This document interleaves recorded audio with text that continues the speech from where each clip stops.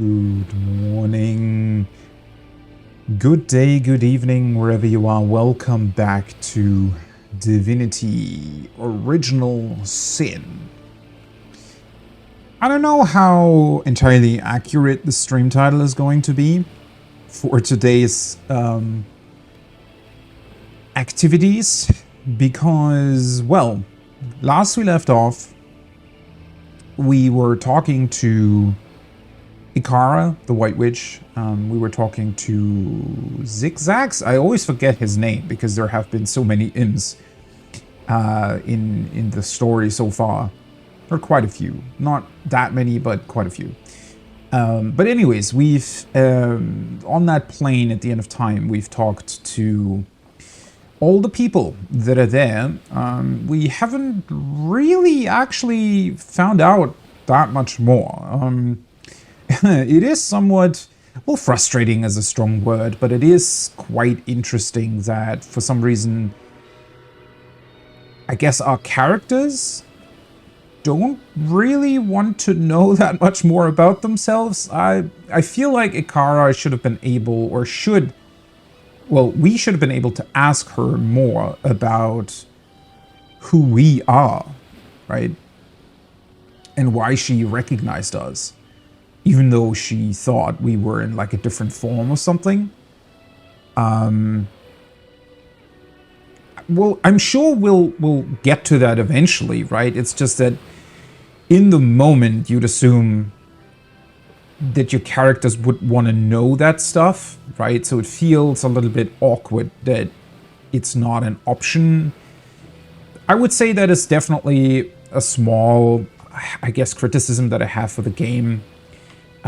Is just that the, I guess, dialogue system, dialogue trees and whatnot are somewhat restrictive, right? They're certainly not on the same level as Elder Scrolls, Witcher, Dragon Age, right? Though arguably they're not as bad as something atrocious like Fallout 4, right? Actually, they're not bad at all. They serve what the game does very, very well, and I don't think, you know, a super expansive dialogue system would necessarily function really well just as is, right? Because in that regard, the game would then probably also need some other ways in how to talk to characters and whatnot, and how it presents its story. It's perfectly fine the way it is. It's just that, you know, it's maybe not as natural as it would otherwise or could otherwise be. But again, it's a very, very minor thing, and overall doesn't really detract from the enjoyment of the story. It's just within that moment you think that, you know, maybe it would be more interesting to have at least, you know, reference it. Or say something like, oh, you know, we have to delve into your past at some point, but, you know, currently this and this is more important, something like that, right? Because then at least it would be mentioned, and you knew that, oh, hey, this is still a thing, and it's gonna come into play at some point. This is just not the time for it, right? Whereas now it's sort of just left out there as a question that's not been answered, but nobody really seems to be too bothered by it. But yeah, anyways, where we left off, and maybe we should get into it here. We did leave off in Heiberheim, trying to solve some of the weirder puzzles that are present there. And I'm still not sure what the game actually wants you to do in those scenarios, because I don't know, maybe I'm just, you know, I feel like something about it might just be the way you're trained nowadays, right? Sort of in an awkward way. I think a lot of quote-unquote more modern games have sort of screwed up the way you think about the stuff, because nowadays you're never really presented with any difficult puzzles unless you're actually playing a puzzle game. Which to me, you know, I don't want to throw anybody under the bus here, but, you know, as somebody who does fairly frequently watch Twitch streams, and also especially first playthroughs of my favorite games and whatnot, you know, big thing would be Final Fantasy XIV. I always like watching a streamer go through that. But whenever there's like the simplest of puzzles, right, that has like a really, really obvious answer, or especially if the answer is sort of dependent on, I suppose, the general education of the player, right? I always feel this urge to just sometimes, and I know it's not necessarily the person's fault, right? It might be their education or whatever awful education system they had to endure while they were children, but especially when it comes to like simple math, for example, but also just sort of general education, right? I would sort of what you would consider the general things that a human being should know in terms of, you know, the history of our planet, different nations that exist on our planet, right? And I'm not saying something super specific, like really, really general stuff. I just fairly frequently come across people that don't know shit, and it's, oh boy, that can sometimes be tough to get through. And, well, it is obviously a reason why most AAA games completely refuse to do anything that could even slightly, you know, force the people to think for themselves, right? Because for some reason they also have this, I don't know, fear that, oh, you know, if a person isn't able to solve this really simple puzzle, like elementary school level puzzle, then they're not going to continue playing our game. Even though, well, first of all, there are ways around that, right? The easiest thing to do probably is to just make the puzzle optional, like put in really cool side quests or, you know, whatever stuff that you don't necessarily need to do that can then have a little bit of a more complicated thing. A good example of that maybe would be the crossword puzzles in Persona 5. They're not super easy. Like, some of them are really, really simple and super easy, but there are definitely, especially if you're a non-native English speaker and you're playing in English, you know, sometimes you just don't know maybe the translation of a word or something. But I would say in general, they're not even close to being a complicated puzzle or anything, but at least they force you to think, right? And aren't, because again, we're coming to this sort of topic from the perspective of most AAA games. When they have a quote-unquote puzzle, it's literally something that a 3-year-old can solve, right? Like, literally. I don't mean that in sort of a funny way or something. Literally. There are 3-year-olds who can solve those puzzles, right? And so, to me, that is always really, really insulting. Like, I don't like that at all. If something is presented to me in a way that makes me feel like I'm spoken to as if I'm in elementary school or something, I can get really offended by that, to be honest, right? Because there is a reason for why I, you know, studied, I don't know, math and stuff, right? And I'm talking about basic stuff. You're not, you know, I'm not in, well, I am in university, but not to study math. Well, partly. Anyways. But I don't like that at all, right? And it's just that maybe this very, very simple form of puzzles has rubbed off on me to the point where I just expect there to be a simple and sort of obvious solution to these puzzles that can also be solved by everybody, right? And I feel like maybe this is really not what this game is doing.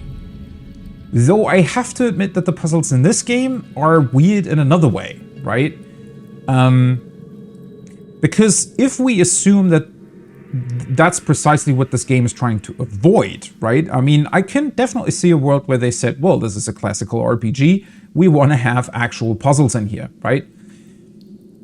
Problem being is that they're very inconsistent. Like, some of the puzzles have very obvious solutions that are also very clearly hinted at, and, well, as I said, they're just very obvious. And then other stuff just doesn't seem to have a solution at all, right? And it's, I don't know, maybe it's the way this game presents those puzzles, or it might just be the inconsistency there. I don't really know, but some of these things are quite weird in how they work. And a good example here in Heiberheim directly is that there exists this shambling oak, right? Very clearly, you're not supposed to fight that enemy just on its own, because it's ridiculously strong compared to everything else that you've seen. Not because it's strong per se, but because it has so high resistances that you just can't do anything against it, right? I mean, I tried, and realistically speaking, well, I would either have run out of resources or something, and or it would have taken me potentially 2 to 3 hours because you weren't dealing enough damage to really churn through its HP, right? But there was a wand here that you could find that literally killed it in one shot, right? It was a wand that, even in its description, specifically mentioned, hey, this can be used against these oaks. And sure enough, it just died. But that's a very, very simple solution, right? It's a very obvious solution, and it's a solution that the game specifically tells you about in the item description. Yet, what we have here, especially with the Sentinels, let's say over here, right, where it tried to get through last stream, some of those things are just strange in its behavior. Well, first of all, I did manage to softlock myself when I teleported one of the Sentinels, but in general, it didn't seem as if you're actually supposed to use the teleportation spell. Or rather, maybe the way they designed these puzzles is that they, on purpose, left them sort of open-ended to where they didn't even really, I guess, well, if I say they didn't even test them, that sounds negative, right? But I absolutely mean that in a positive way. I think that maybe, you know, in sort of opposition to every other game's approach to this kind of design, maybe they just put some stuff in and then said, hey, let the players figure it out, right? We have all these tools in our game. Let the players figure it out, right? Let them figure out if there are other ways to do this. Might be the case. I'm still not entirely convinced that that's what's happening here, but that might be the case. I still don't think that it's necessarily the best approach, because if you are supposed to be able to use the teleportation spell on the statues, then at least you should make sure that the game doesn't softlock. I mean, I literally managed to get into a state where I couldn't even open the menu anymore, right? I had to completely close the game through the console menu. Clearly there are some not so great things about that. And as I mentioned, some of these things are just very, very inconsistent. The fact that I could teleport those chests out of the burning room, for example, the one that was over here when you entered this teleporter, completely trivialized any sort of potential puzzle that existed there. I don't even know if it's supposed to be a puzzle, but I'm constantly asking myself, well, what do you do if you don't have teleportation? How the hell are you supposed to get over to because it was completely surrounded by lava, right? And there didn't seem to be any sort of lever or other statue or anything really that would have allowed you to either get rid of the lava or cross it in any sort of other way, right? I mean, then again, I'm not entirely sure what other abilities exist, right? If you're a rogue, for example, if they can do other stuff. But again, that would be heavily dependent on what you have. And to this point, I've kind of been able to solve all the puzzles except for one, which also seemed a bit weird in that the game might not have rendered it correctly. I wasn't entirely sure about that one, but other than that, I've basically been able to solve everything after sometimes a lot of experimentation, but you know, there was always a solution that presented itself. So if we go off of that, you'd assume that you're able to solve everything the game presents you, no matter your party composition. But I really don't know about that, because the fact that I have a teleportation spell is based on my own choices. I didn't choose to have teleportation because I thought, oh, hey, this would be neat to solve puzzles. I chose that specific branch of magic for other reasons and just happened to get the teleportation spell because it was, you know, one of the first ones available and it dealt damage, right? And obviously it would allow me to teleport enemies away from me if I wanted to, or to other positions on the battlefield. I didn't even consider that it could be used on puzzles as well. So I'm just still quite confused about the game's approach here and what they want you to do or not want you to do. I don't know. But yeah, at least what we were able to get through is all of this over here. Also opened up the 2 chests, which arguably at the end of the day, it wasn't even really worth it because the chests didn't contain anything that I really needed. I honestly thought that they were containing some sort of special thing to get through this other magical barrier back here, but for some reason there doesn't really seem to be any sort of way to open this up. I did go back to the Wishing Well because that is still an optional quest that's available to me, and that is what I want to start with now as well. Because I might be able to do some other stuff there now that I know that the statues can be teleported. Or, well, maybe aren't supposed to be teleported, but they certainly can be teleported. But yeah, this room is still... I don't know. It doesn't really feel as if you're supposed to solve or supposed to even do the optional quest with the Wishing Well, because nothing ever hints at the fact that that might be connected to a way to access this treasure chamber back here. And the strangest thing is that... what's the other quest? Something... Or was it the Wishing Well quest? Let me double check this in the log. Wishing Brother... Right. Well, this quest does seem to have... It's so strange, right? The well told us, oh yeah, there is a scroll that contains a spell that is guarded by King Boreas. So you'd assume, all right, I go and kill King Boreas. That should, in theory, continue this quest line, but it gives you the hint that you need to kill Boreas, but beyond that, it doesn't tell you anything. And I killed Boreas, and I have no idea if... Do I already have this item in my inventory and the game just didn't tell me about it? And I need to use it on something that I don't know about? Or am I still missing something? Because I do assume that this item might be contained in the treasure chamber, you know, beyond the castle. But if that's the case, how do I get in there? Because the magic barrier seems to be completely non-interactable. Whereas the first one not only was interactable, but there was a specific scroll that I could get to open it. So once again, it's sort of very strange to me that it seems like we need some sort of... Oh. Wait, see, now... The statue's gone. There was another Sentinel back here. Oh no, never mind. I'm on the wrong bridge. Oops. Turned my camera the wrong way around.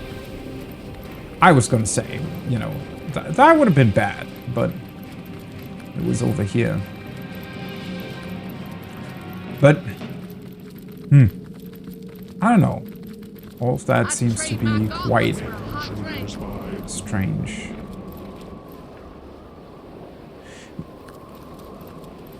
No, I mean... Now I'm not sure anymore. Was this trap still in use? Was there a lava pool back here or wasn't there? Oh no, never mind. I already got rid of... I think I'm pretty sure that I got rid of that one. Yeah.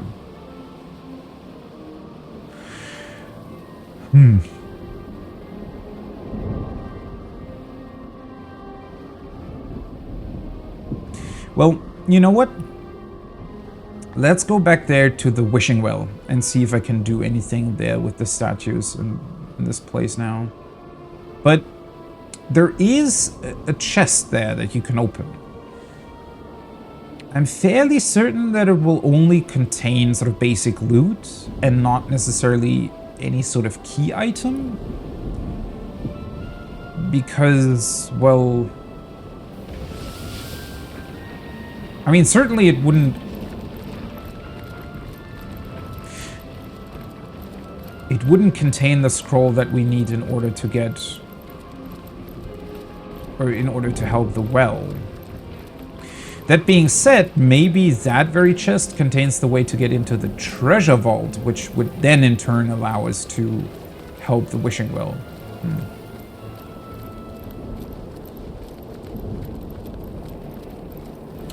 I also wish, that I had maybe chosen the other option there. The wishing well gave me two options. Either I could get rid of the lava that was spewing forth from the what's it called? From the volcano back there, where the elemental forge is, or I could get rid of the snowstorm. I got rid of the lava because it was sort of annoying because it was just a loud sound effect, but it wasn't really doing anything, right? It wasn't hindering my progress or something like that. I would have liked to see what this looks like without the snowstorm, though. Okay. Anyways, let's try and get into this. So, this sentinel prevents me from getting back here to the level, which I'm not entirely sure what the lever would even do. Maybe it does turn off the lava back there. So the thing is, in a funny way, or in a funny twist of fate, you can teleport these sentinels. Problem being, they will still work more or less the exact same way. So I would have to teleport, well, I can teleport them multiple times, I guess, but essentially I will have to teleport them to a position where they won't see me anymore and therefore don't activate the trap anymore. And the funny thing that happened last time, obviously, is that there are two sentinels that teleport you instead of activating a lava pit or anything. And I accidentally teleported the sentinel exactly to the position where they teleport you to, meaning that I was stuck in an infinite loop of it seeing me and then teleporting me to the exact same spot every time, seeing me again, teleporting me again. And it was happening so fast that I actually wasn't able to open the menu. But let's see. Okay, let me just... Wait, it doesn't really matter. Let's put these characters here, disconnect this, and let's hope that I can see the sentinel.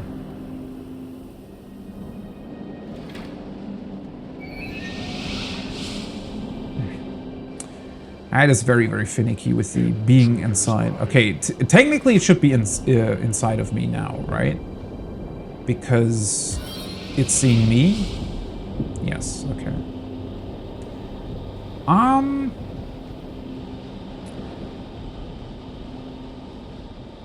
Okay.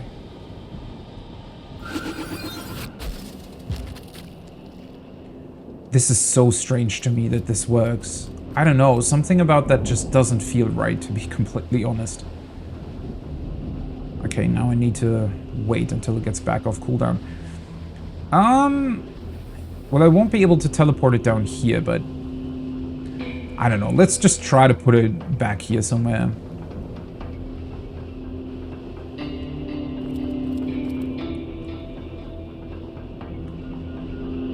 The thing is, it's also not moving anymore, right? So it's it's not entirely clear to me if...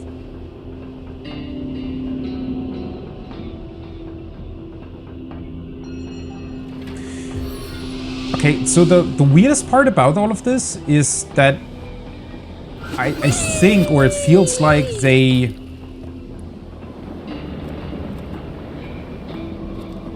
Is it now disconnected from this lava pit, though? Or is it still seeing me?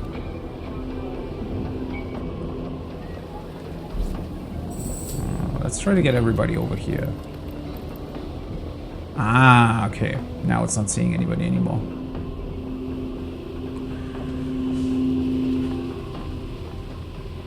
Because the entire time, right, I also felt that I might have maybe missed something with the galvanized status, as if there might have been either an explanation to it or something else that might have meant that I would be able to get past these sentinels more quickly.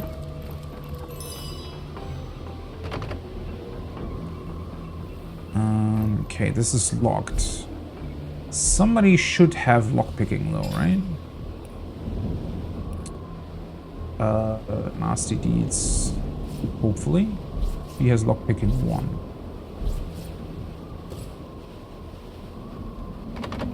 Shit. Wait. I mean, it could also be that it's like a special lock. No, I do have lockpicks. The door, examine. Oh, yeah, it is, okay.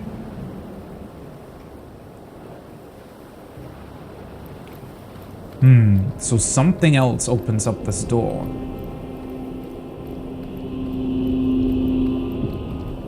Question being, what does? Also, this thing does not see me, yet there is still lava around.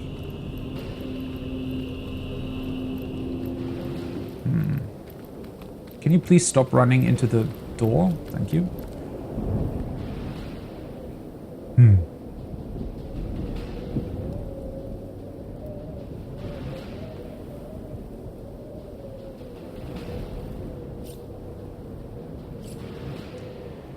Might be missing something else then?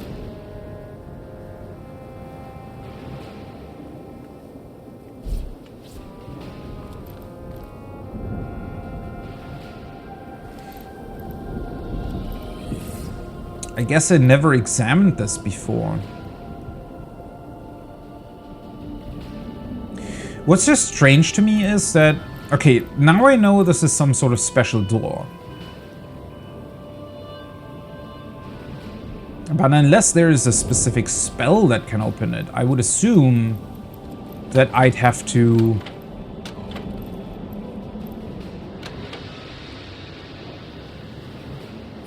No, it's still closed. Yeah, I'd assume that I'd have to find some sort of special lever that opens it up.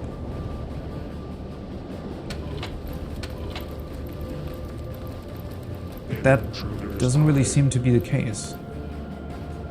That's so funny that this thing is now standing over here, yet it's still producing the lava over there.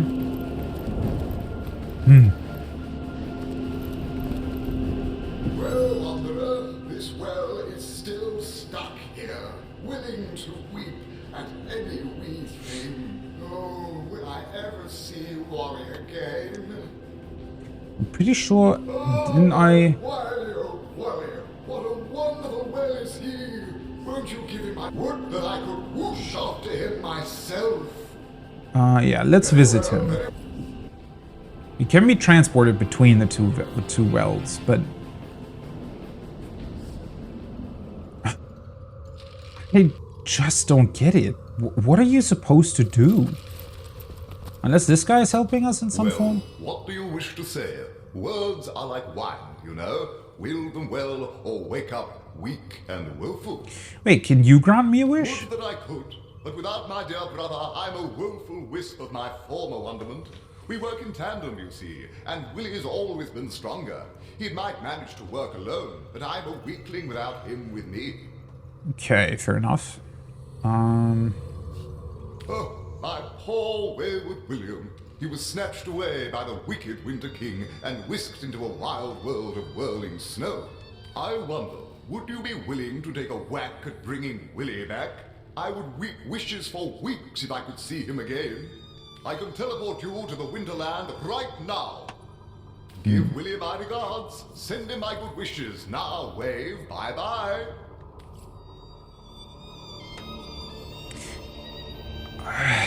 Yeah, I don't get it. Once again, I'm just feeling like I'm missing something really, really obvious. But there is not really anything else. I can't open this door up. I have no idea how that's supposed to be done. I mean, we've managed to get in here. There isn't really all the traps that you can step on only seem to ever correlate to these. Oh, well, there's one here, but that just opened up the door, didn't it? Or am I so blind that I... Oh, oops, I ran. Yeah, thank you very much. I didn't even... The walking speed in this game is quite finicky, but I'm pretty sure that this was just the lever that opened the door, right?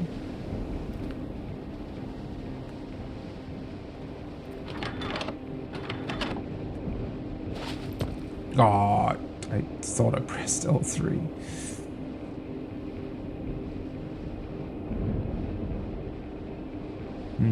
Yeah, I'm pretty sure that was the one that corresponded to the door.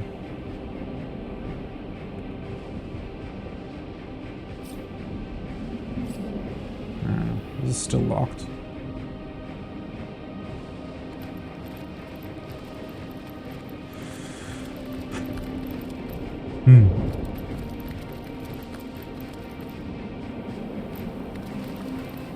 Apparently you can't even go back here? Okay.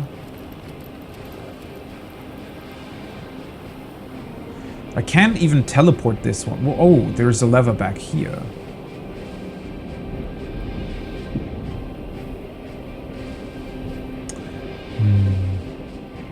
I mean, that might open up both doors, right? Seems to be the only one that's still not being used or hasn't been used.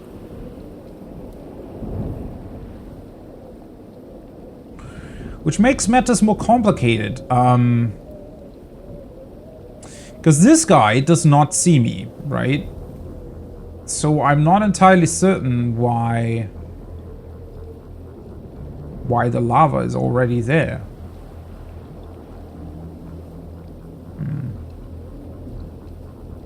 Could teleport somebody maybe into this little corner over here, but I wouldn't really be able to go anywhere from there.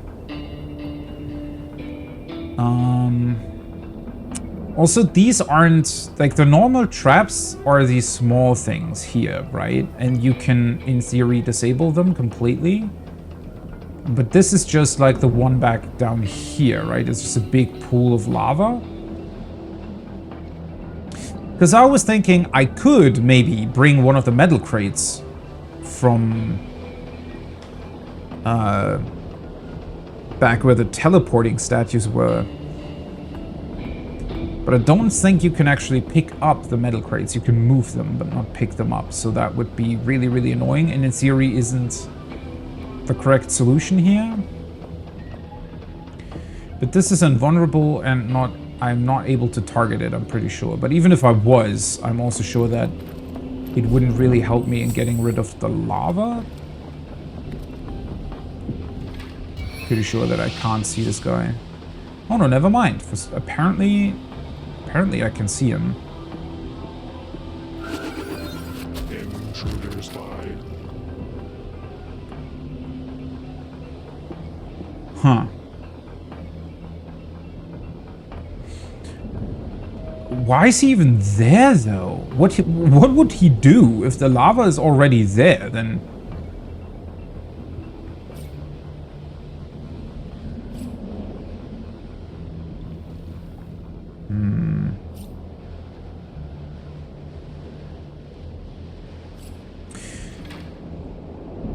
I wonder if there's some sort of force push spell that would allow you to press those levers from, like, further back or something?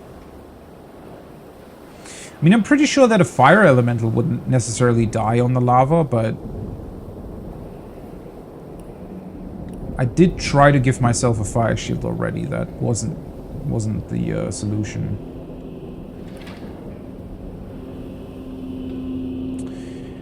Well, I don't understand what the Sentinel is even doing then. Well, clearly it's not controlling the lava, because then it wouldn't have been there.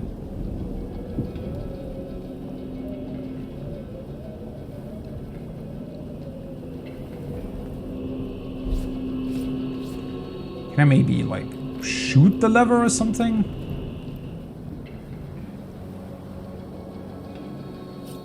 No. Can only use it, apparently.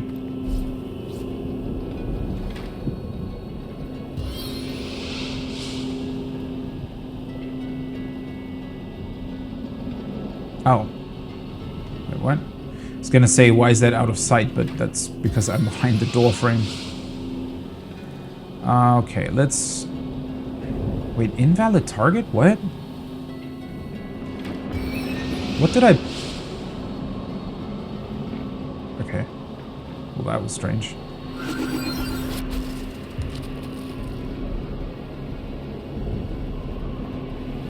I also thought that they would only work... So, wait.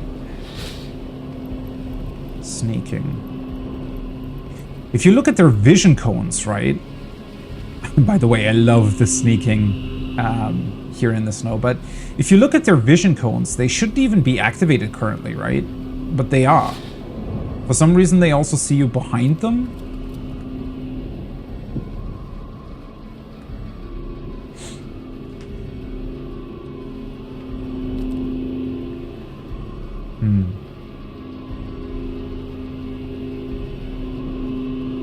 Chaos grips my hands today.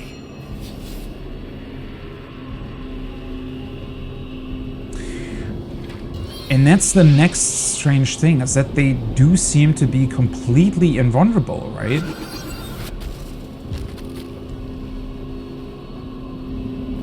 It's actually kind of funny that you can use them to get rid of or deactivate these traps. Yeah, but now he's green, right? He doesn't see me anymore, yet the lava is still there.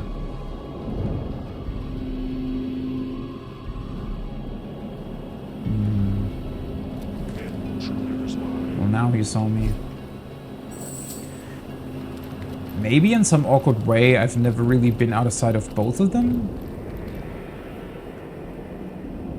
No. Now they're both green, but the lava is still there.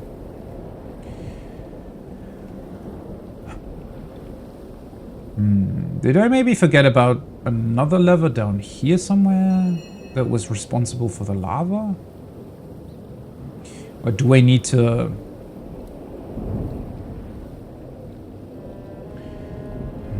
Maybe if I activate this down here again, it gets rid of the one up here?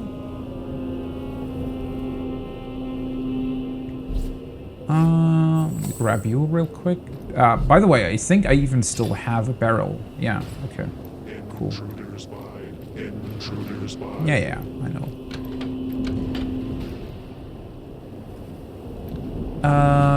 Okay.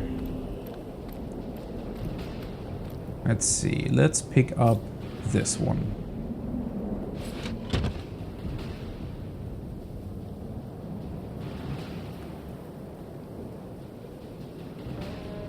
Okay. Wait, did I permanently deactivate this by stepping on all 4 platforms at once?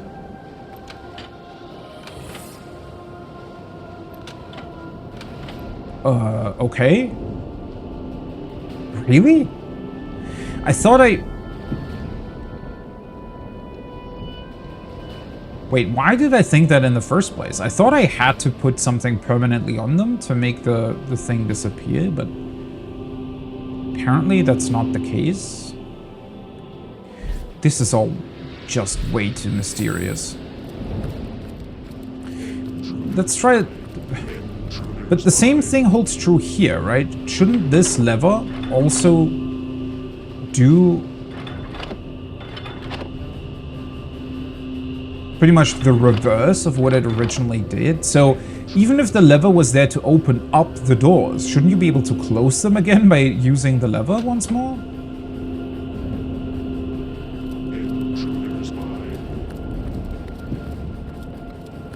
I mean, it might be a one-time thing. Oh, well, I guess you can close the doors manually? Ah, okay. So the lever opens them up again if you accidentally close them, I guess.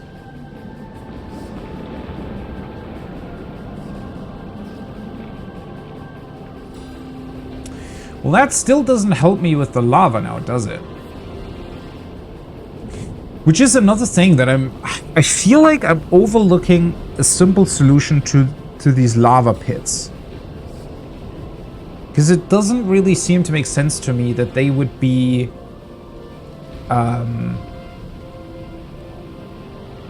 completely permanent, right? That there's nothing else that you can do to interact with that beyond finding the special switch that turns them off, I guess.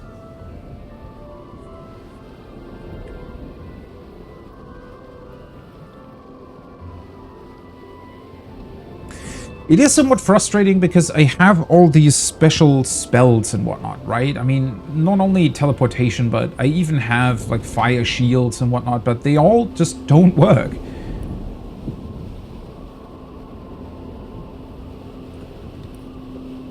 And, well, if I summon in Nick, I mean, he's gonna disappear after a while, but I can't specifically switch to him or anything, right?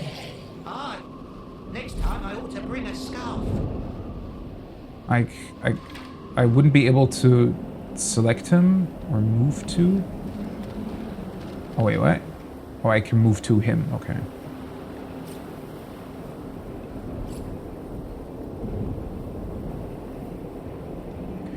Yeah, I think without being in combat, you can't really move these guys. Poor Nick. Now his body is just permanently gonna lie here.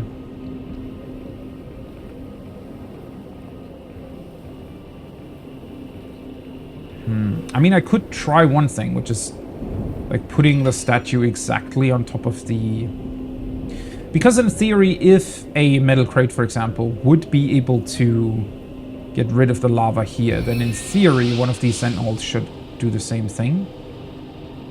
If you put them exactly on... Yeah, that doesn't count. Which does make sense because obviously the footprint of the Sentinel is much smaller than the thing it's standing on. Though it is very strange, honestly, that... Well, not strange, but... I guess inconsistent would be the right word here.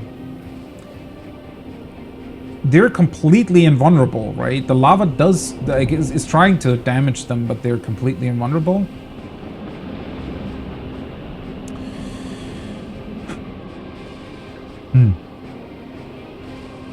But if you're not able to deactivate this lava by putting something on it, or putting something on the grid that where it comes out from, how the hell are you supposed to activate this lever? I don't understand.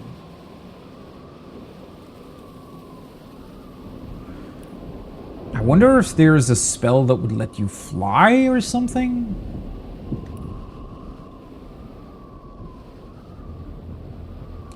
Make a target immune to burning. Yeah, but that's not what's happening here, right? The problem is that the lava just outright kills you.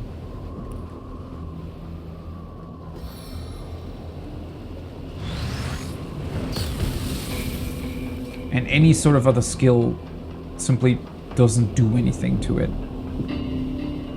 I'm pretty sure. Oh, wait. Did I accidentally set the doors on fire? How did that happen?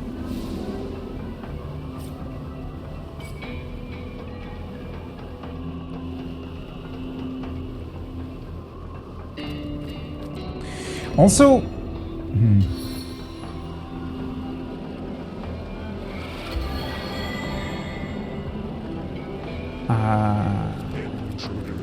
Yeah, I know. Let's see. Which one was it? Moves burning. I think I should have a spell somewhere that reduces... Let's see. Decreases all elemental resistances of enemies around you.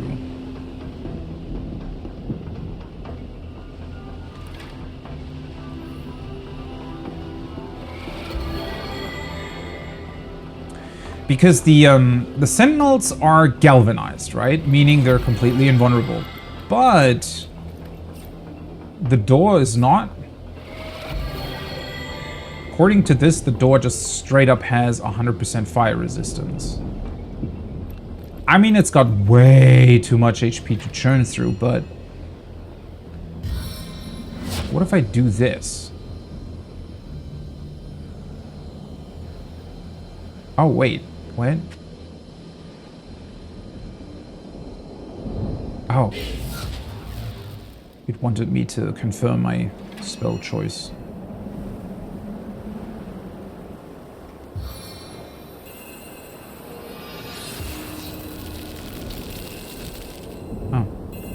Froze it.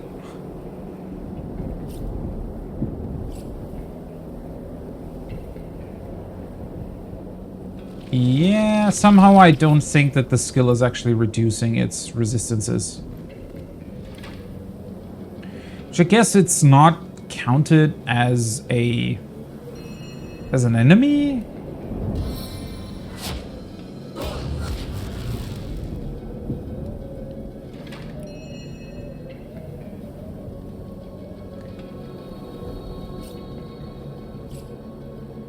Yeah, nope.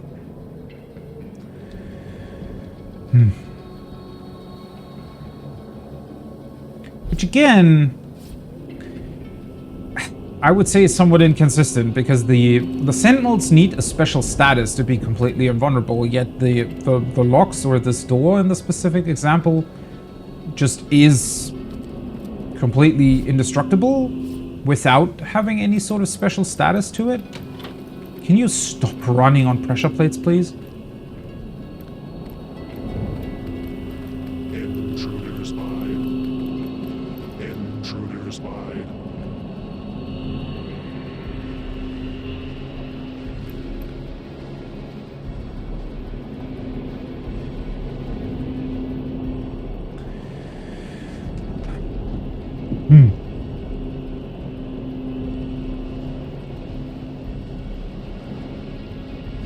Well, it's not really helping me much, right?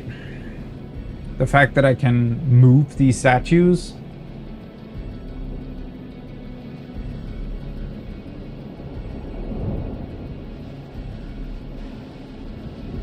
So it doesn't seem like there's any sort of way that would allow me to potentially pull the lever from further away. I don't necessarily think that's something that I can do. I can't get rid of the lava. And unless I've overlooked some sort of fairly obvious lever somewhere else that would allow me to make it disappear. I mean, the strange thing is, right, I originally thought that maybe this lever controls the lava over here. But if that's the case, then if this lever controls the doors, how the hell are you supposed to do either or? Unless maybe, okay, So the one thing that I think I haven't tried yet... Wait, oh, there you are. Because I think the entire time I was never really able to get past this one Sentinel, right? Because I wasn't able to actually... Intruder spotted. I wasn't able to actually deactivate this pit of lava, I think.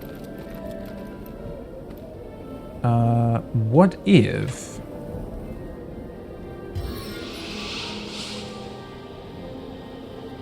Where's my cursor?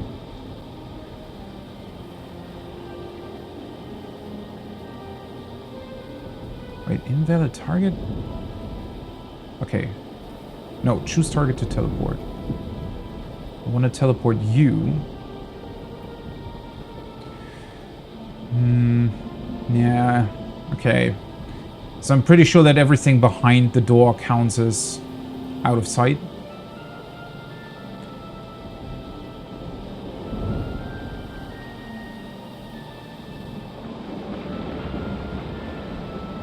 Which makes sense, of course, but... just to double check, but... the lever, interestingly enough, is not a valid teleport target. I don't want to be stuck here thinking about these puzzles the entire time. But I also don't see a solution to this. As much as I want to do a blind playthrough, this might be something that I want to look up, because the more I look at this, the more I think that I might have just missed some sort of tutorial about lava puzzles. I don't really get it. The problem with looking stuff up, or stuff like this specifically, is that,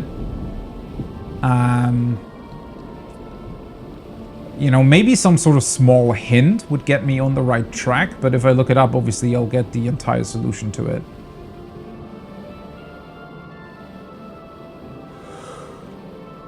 But I mean, at this point, I guess I can just leave it. Like, if the solution is something that I should have known, but wasn't able to solve myself, I can just leave it and not, you know, open this up. The question is, at the end of the day, is this even, like, is there even loot in here that I would need? Is there even anything here that I can use? Would this even allow me to get past the magic barrier in the castle, right? That's another question there. But more and more, the more I look at this, the more I feel like I just might have missed something. It would also answer my previous question about how puzzles in this game are designed, if they have a specific solution, or if you are supposed to use teleportation and whatnot. So let me do this real quick. I don't know. Again, if it's something that I would have been able to solve myself, then I'm just not gonna solve it and keep it as is, because that's the only option left to me, right? At this point, without looking it up, I will just leave this and not come back, but...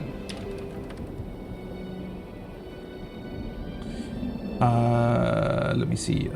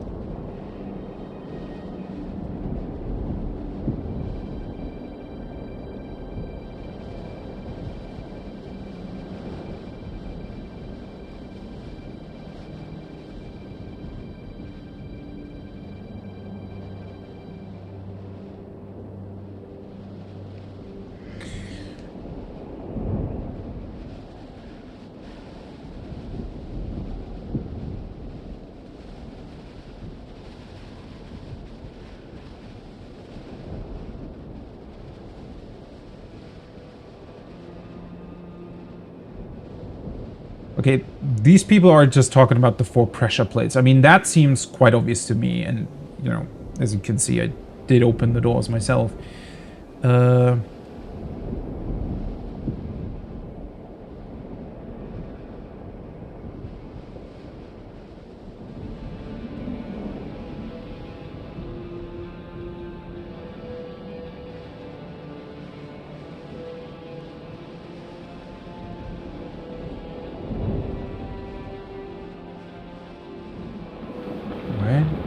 Somebody says, I did it. You have to use 4 chars on each statue trigger without being detected. Saying what exactly?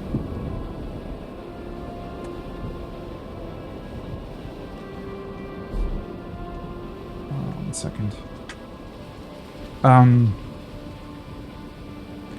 Each statue trigger. There's only 2 statues though. Or did I accidentally already get rid of one?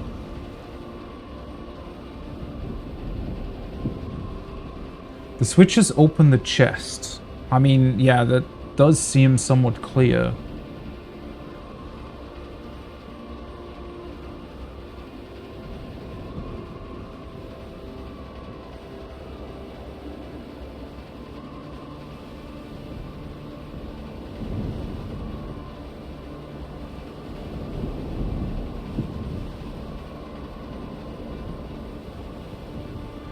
What? The switches on one side. Deactivate the corresponding sentinels on the other side. So you only have to sneak onto one of the top switches and one of the bottom switches.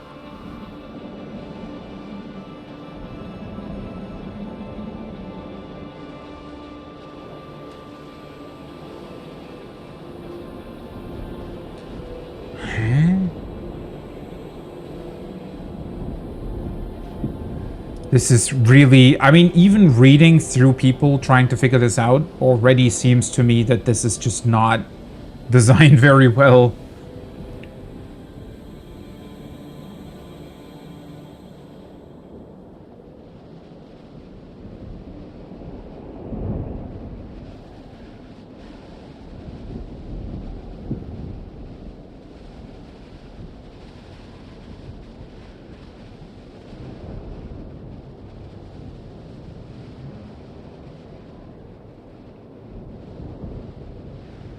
Sneak one character onto the top right switch. The one without the sentinel.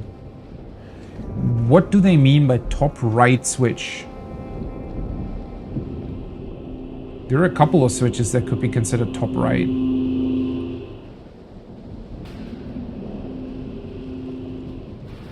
Or is it supposed to be that one? It completely depends on how you look at this, right? Sneak another onto the top left switch. With the sentinel you have now deactivated. The one without the sentinel? So one of the sentinels originally was here, right? The other one was here. There is a switch back here.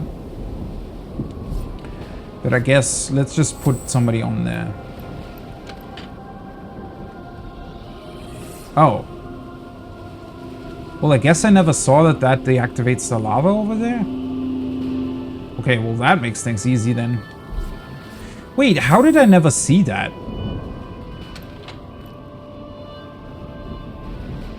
I must have never looked over there, but originally I actually tried to place a barrel on here. Maybe I forgot about it in the hours that I didn't play.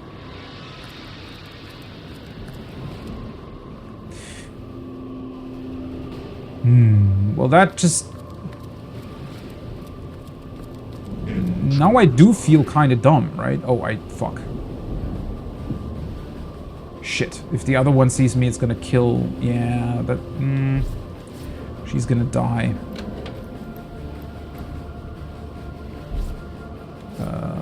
I need to teleport this sentinel completely away. Or rather, I guess... Why is the teleportation spell so finicky? target is blocked. What? What is it blocked from? But yeah, a lot of people are talking about teleporting characters and what, or teleporting these Sentinels. Which again begs the question, what do you do if you don't have the teleport spell? Because I'm pretty sure, didn't this Sentinel here, the one that stood here, corresponded to this lava pit, so there was no way to actually activate the switch, and the other one never saw me. Something about this just doesn't seem right. I don't know. Or does the sneaking maybe not work correctly? Intruders by.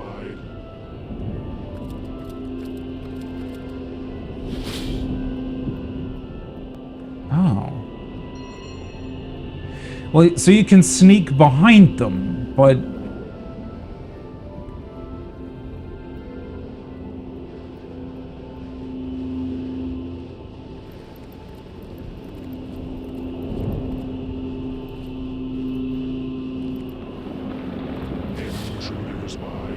you can't sneak in front? I don't get it. I honestly, I might have overlooked something, but I'm not entirely sure what I overlooked here. Well, obviously I did overlook that this got rid of the lava, but I feel like I might have seen that and just forgot about it since last I played. Maybe. Not entirely sure. To be quite honest.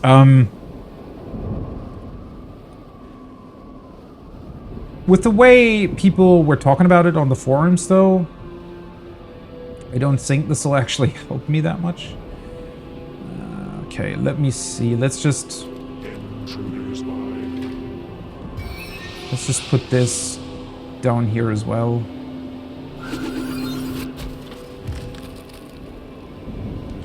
This way I should be able to just walk over here.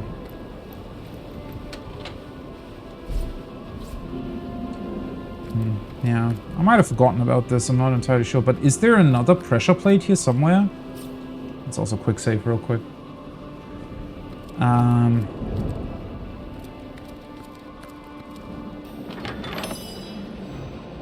Oh wait, that actually... Oh no, never mind, that was... Okay, so now this door opened.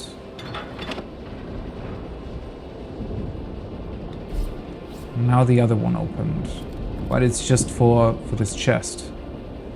Royal Guard Talisman. An honorary amulet given to his best and brightest by the former Winter King. Okay.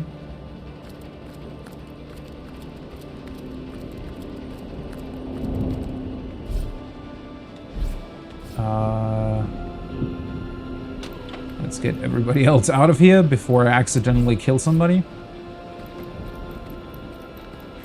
I don't know if that talisman is simply there to... Because it's not that great in terms of loot, I guess.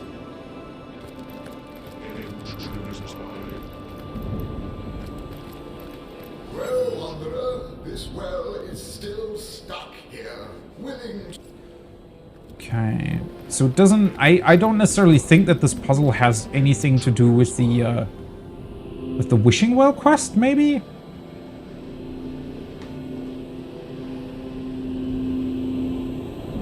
Okay, in a way this was simpler than I thought, but yeah, as I said, I'm pretty sure that I just forgot that this pressure plate corresponds to this lava. But I still don't know how the hell you're supposed to be able to solve this without teleporting the statues out. Because, like, all of the forum posts that I've read...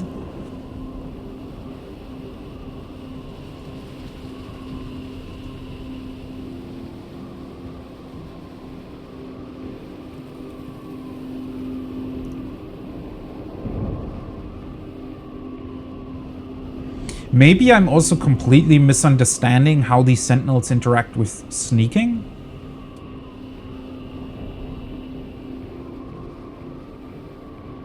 Okay, because somebody says here, sneak one character. So this is how you do it.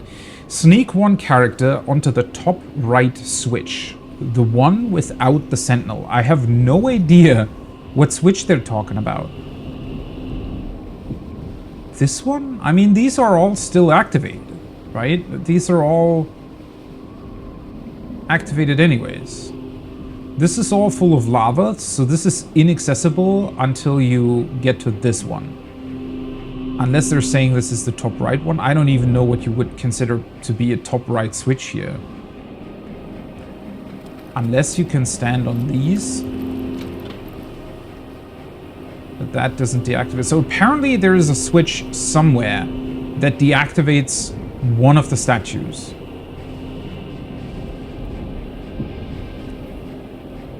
I have no idea which one that's supposed to be. And then sneak another onto the top left switch. With the sentinel you have now deactivated. Or are they looking at it this way? Yeah, I don't know what they mean by top right switch. I mean, I guess if you're looking from this perspective, then it makes more sense, right? So maybe the thing that I'm misunderstanding here is that apparently sneaking works different to what I thought it did. Because so far I've always been seen, right? As soon as I get into the vision cone of anybody, no matter if I'm sneaking or not, they'll attack you or they'll activate in case of these sentinels, right? So unless I'm misunderstanding something there, because this makes it seem the way it's written here, as if you can, because the sentinel's moving, right? It's moving left and right. And I guess it would only do that if there is a point to it, which would be sneaking. Maybe your sneaking stat needs to be at a certain level so that you can stay hidden. But the way this is worded, it seems to me as if you can wait for the sentinel to turn away, sneak onto the switch, and just stay there, hidden. And the sentinel won't see you. Okay, I'm like 50-50 on this, but I think I tried that the first time I got here. I might not have. I'm not entirely sure. Maybe I just always assumed that they would see you again. Sneak another onto the top left switch with the sentinel you have now deactivated. Sneak another behind the rocks near the bottom left switch. Wait for the sentinel to turn away first, then sneak one.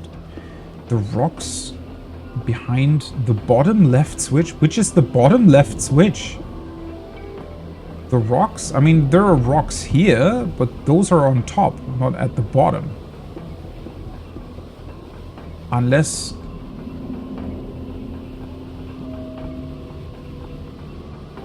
No matter which way I look at this, this is never... The place with the rocks is never the bottom left.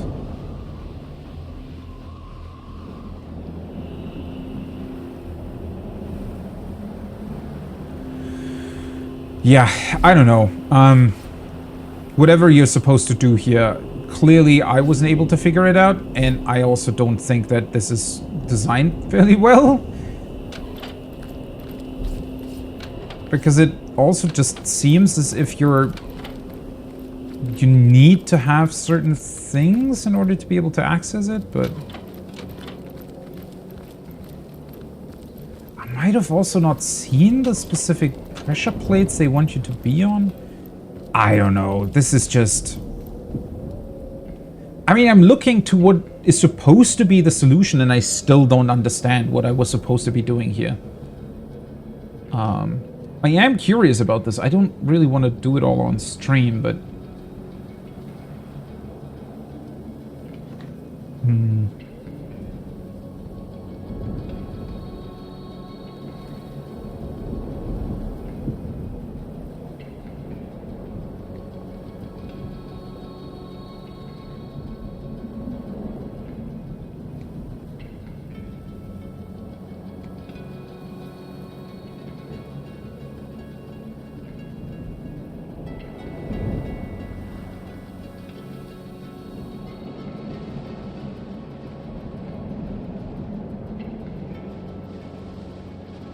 Okay, apparently it was also patched a couple of times. Okay.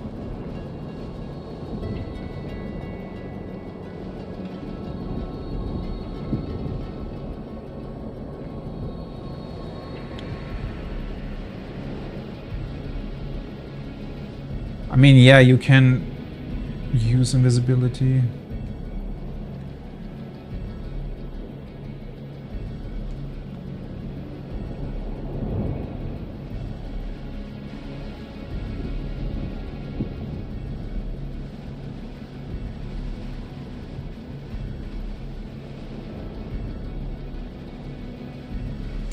Oh, it might also be because I'm playing on Tactician and it's supposed to make like puzzles harder and whatnot. So maybe it's just missing a couple of pressure plates that are supposed to be there because I'm playing on a higher difficulty. But doesn't that make the puzzles somewhat... What? Yeah, well, anyway, let's continue. I don't get what the hell I was really supposed to be doing there. I don't know if you're supposed to teleport the statues. It just doesn't feel like it's a proper solution to this, but I also don't know what else to do, to be completely honest. And I'm also not really sure that it even helped me in any sort of capacity, because the amulet that I got just seems to be, while specifically named, it just seems to be, you know, loot, an amulet that you can use. Not necessarily anything that helps you get through this magical barrier. Unless I need to put it on or something. Let's see, equipment. I need to remember which one I wore. Blessed shiny copper amulet of the firebrand.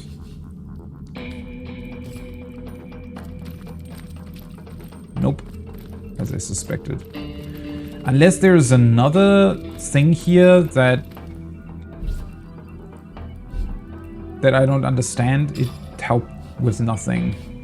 Which is fine with me. I mean, the fact that I didn't really get anything out of it is fine. Means that I didn't really, you know, lose or gain anything by picking or by reading through the forum entry.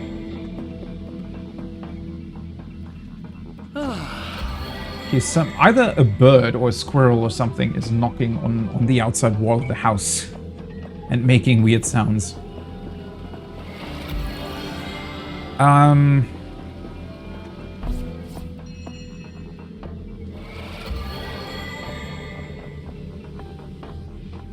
Crazy loud though. They usually don't do that. Well.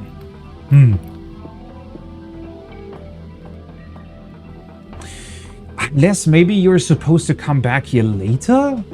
All of this is just so... The wishing wells make it seem as if, oh yeah, sure, you walk up to King Boreas, you kill him, and then you're just able to help us.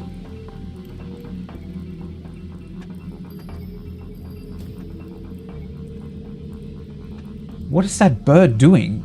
Is the microphone picking that up? Might not be.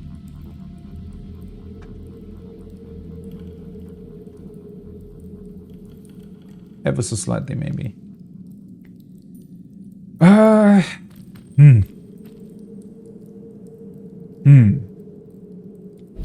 So what do I do now? Do I want to try to somehow solve this, maybe? Or do I just want to move on? I mean, this seems to be another case of something that should already be solvable, right? But the well isn't really saying anything. An intricate spell that can tear down the barriers between rifts. But I had this before dealing with Boreas.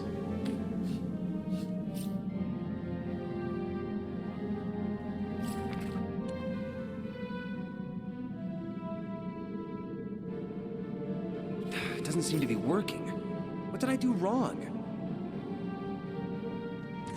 Okay. So your character comments on it not working?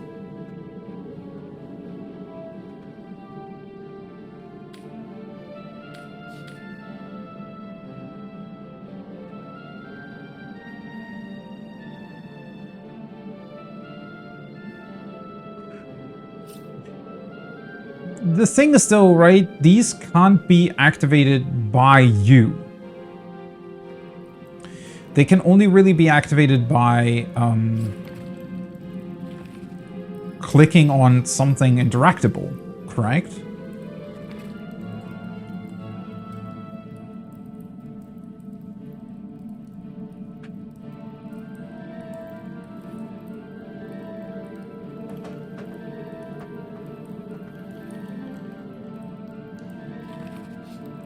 I don't know why this is considered a special item.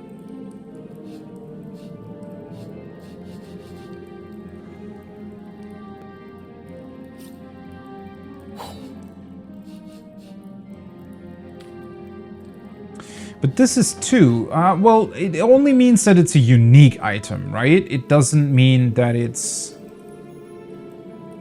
specifically connected to any sort of quest, but why would a book be unique?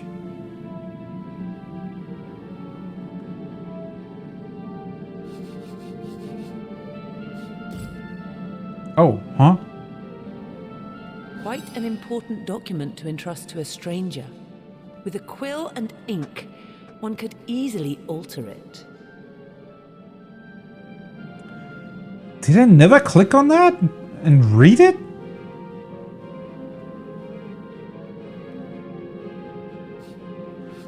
Easy but grotesquely immoral. It'd be monstrous to take any money from that widow. Easy, but grotesquely immoral. It'd be monstrous to take any money from that widow. Let's deliver the will in good faith and speak no Agreed. more. Let's deliver the will in good faith and speak no more about it. Yeah, I certainly don't need money at this point, so... Oh. When trusted his last will, he asked that it be delivered to his wife, Marissa in Silverglen. He insisted that it was private and that we shouldn't read it. Oh. Okay, that's why I didn't read it. I didn't even remember that it was connected to this quest. We read the will. It states that all of Blossius' estate goes to his wife, Marissa. If we wanted, we could alter it in our own favor. Okay, so it just gives you the option to alter it, and you could be, you know, a thief in that regard.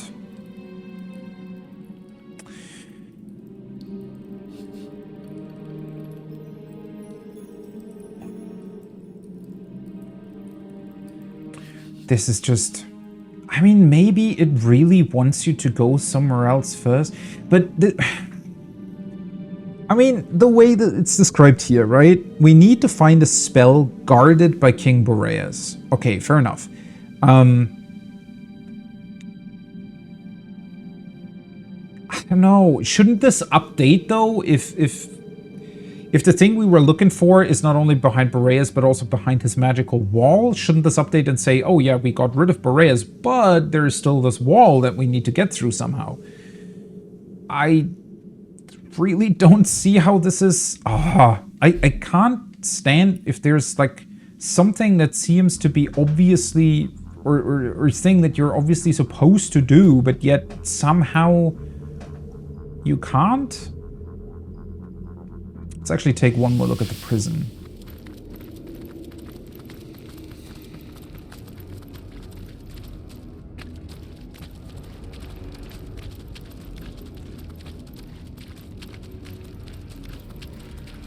Is there maybe somebody else we still were able to talk to? Wasn't there a person in here? But I guess we helped them already. Oh, there you are. Oh yeah, wasn't this guy just... You there! Please, you've got to hear me out. I'm no sorcerer. I don't even know what a sorcerer is. I'm not crazy. I swear, I'm not crazy. Pretty sure that I already Hell talked if to I him. know.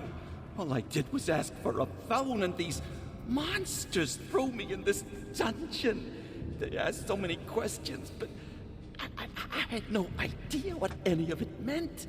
And this place, it isn't normal. The snow talks. There are magic wands. It's full of dead bodies and vermin and the snow what?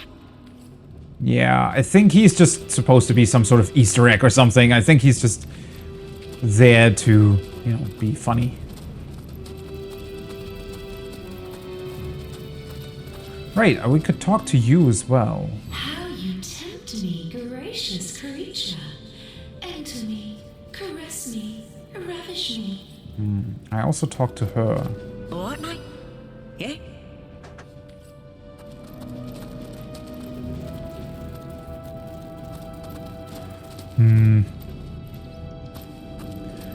Yeah, I mean, I also don't think that weird levers in the prison would interact in any sort of way with anything on the outside, really. Don't think that's how that works. Wait, did I never open this? Chain light. Oh, nice. Guess I never did.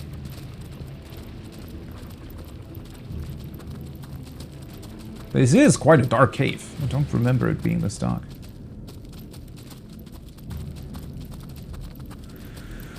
Huh. Yeah, I mean, clearly there's nothing else in here. Do we want to, like, return from this world and finally go to Silverglen? It honestly seems to be sort of the only option left to me at this point. Because clearly there is no way to go any further here.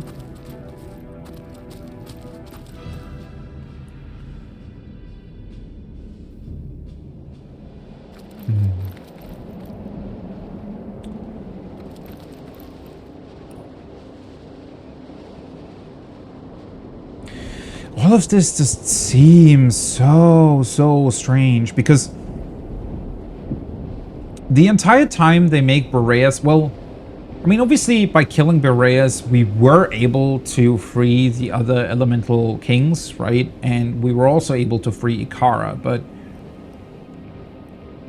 denying us entrance to the one place that seems to, like, hold the treasures of this realm?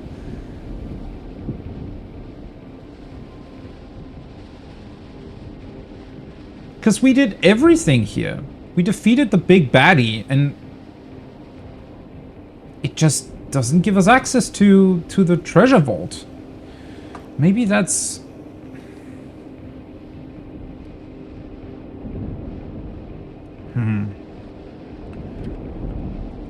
Reyes treasure room.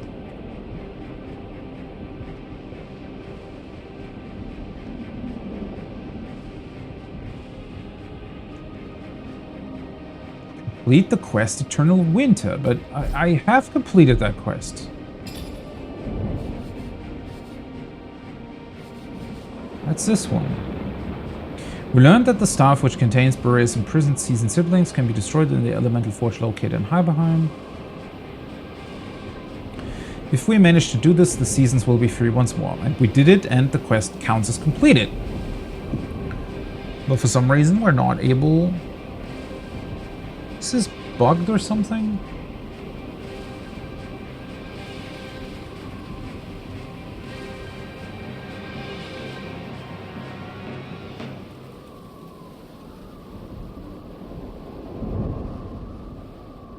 Oh, never mind. There's something else connected to it. Okay, well, then I won't do it for now.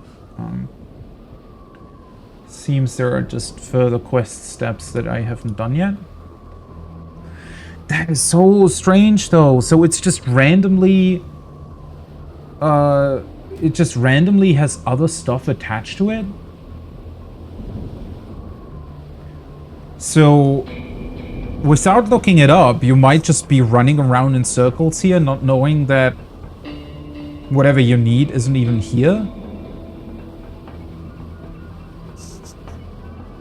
And the thing is, the quest isn't even active anymore, right?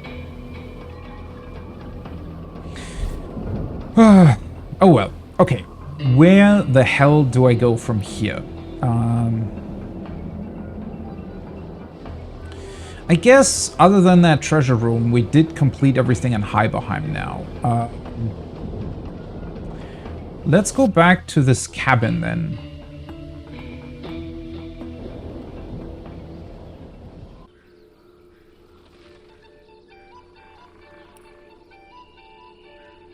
And finally do something else. I've been in Heiberheim for so long. The next objective seems to be to find mines here in Lucula. Witch's cabin.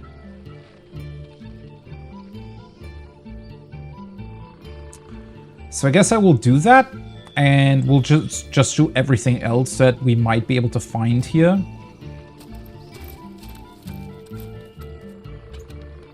Why is there an unopened chest? What?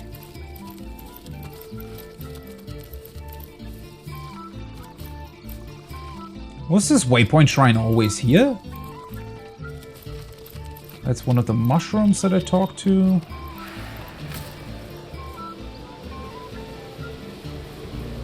Oh, right. These void crystals, I think they can, like, debuff you or something.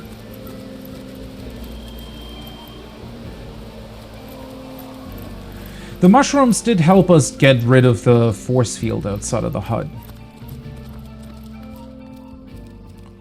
This transported us to their secret room. 299 ways to wisdom.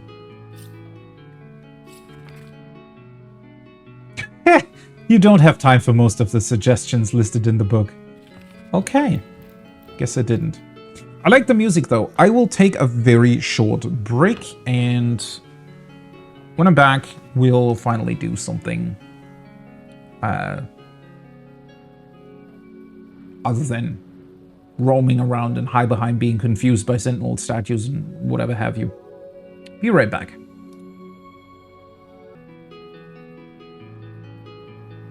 Okay. Let's do this.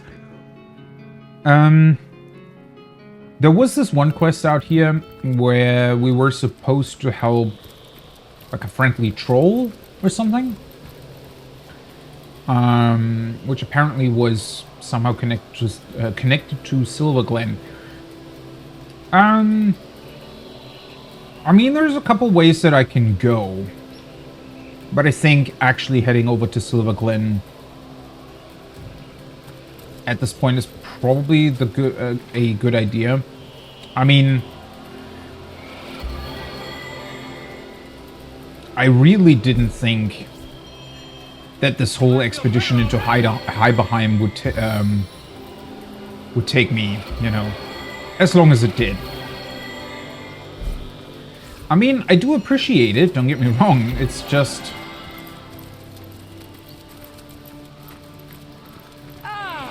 Well...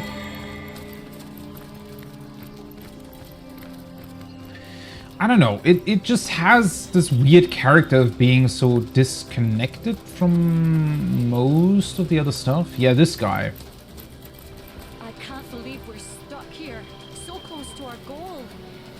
Oh, will we ever reach Silverglen? We need to grab some medicine for him. I do remember trying to heal this guy, and then they were pissed off at me for using my weird, I don't know, sorcerer healing on it or something. Didn't really understand why they were so against it. Not only against it, but I think it actively not break the quest, but it certainly meant that I couldn't complete it like the way you're supposed to do it, I guess. I don't know, it was definitely very unexpected. Where the heck is... Okay, that's Silverglen then, right? I'm slightly concerned by this oil barrel over there. Also, there's like a lot of different pathways here, right?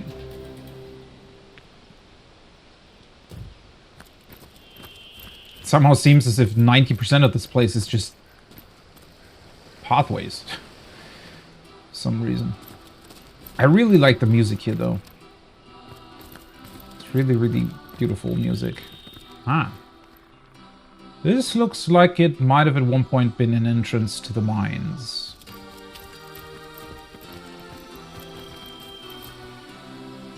Since these stones aren't really interactable, unless there are some sort of specific illusion, maybe? Elegant clawed earth wand.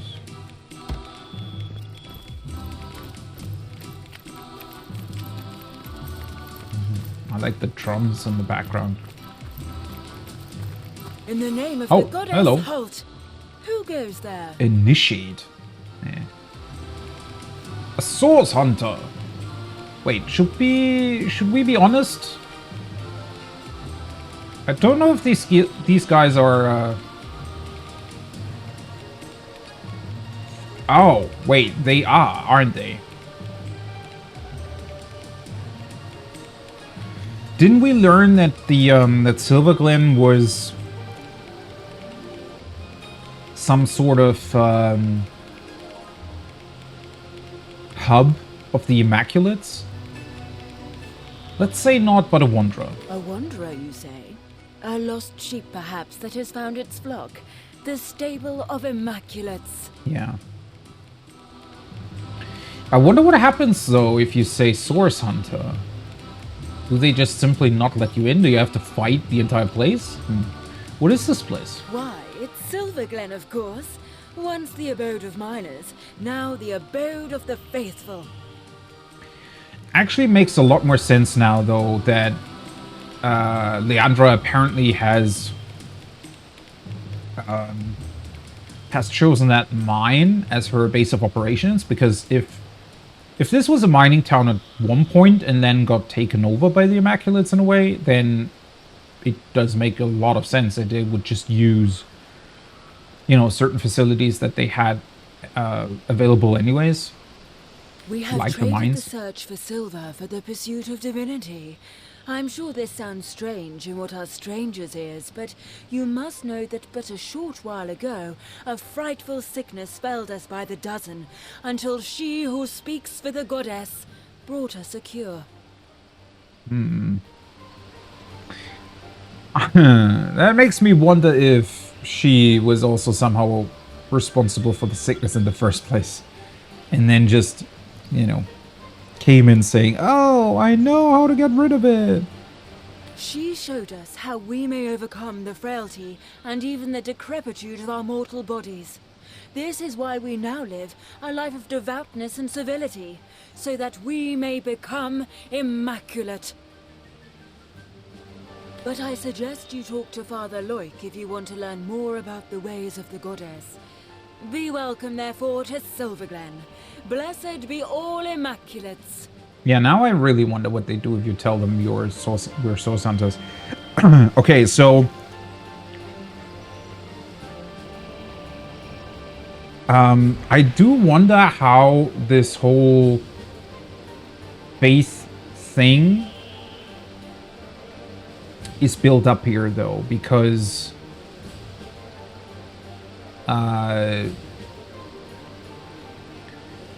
mean, Leandra isn't really following any sort of god, right? I mean, well, she sort of is. Would she disclose that so directly, though? Or is, like, do they know who they even pray to? I wouldn't trust these sentries to guard a pig pen. Keep alert, comrades. There's something fishy about this place. Yeah, no shit.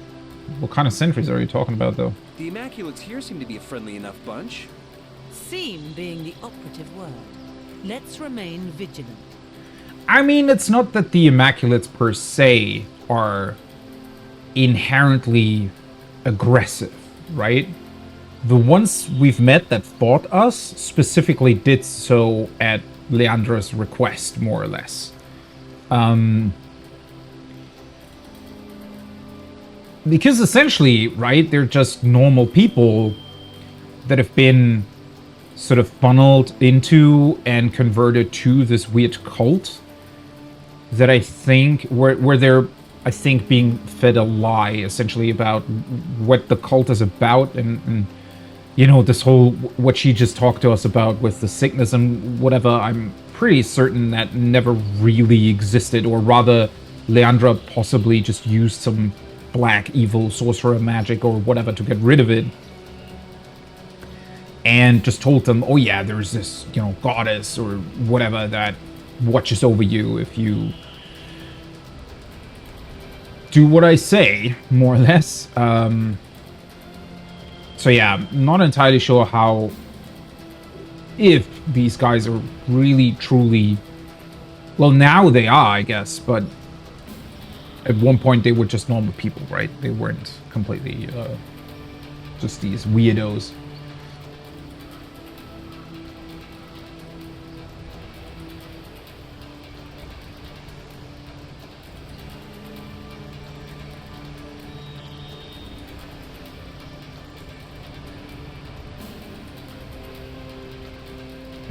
Give me a second.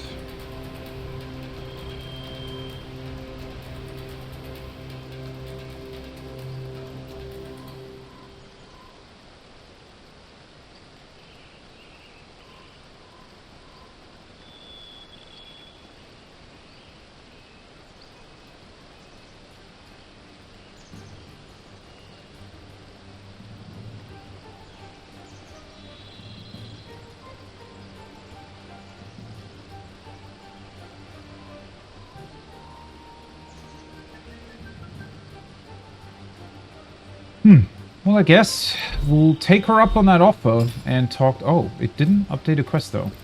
May the goddess guide you through the forest and keep you safe. Yeah, we'll see if we can potentially find that father she was talking about. Again, I'm somewhat concerned that there is a freaking oil barrel just standing here. Also, what's with the other barrels? They not belong to anybody? Just, you know, the first thing that you do when coming into town is just opening up every barrel that you find and just taking stuff out of them.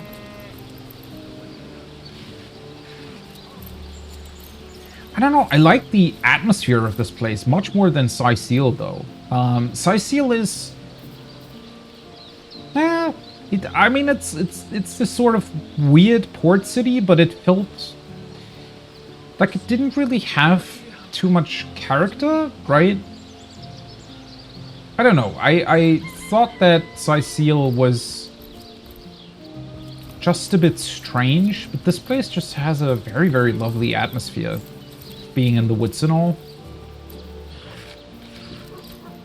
Though, is it even really a city? I feel like there's only one hut here, which seems to be the church or whatever.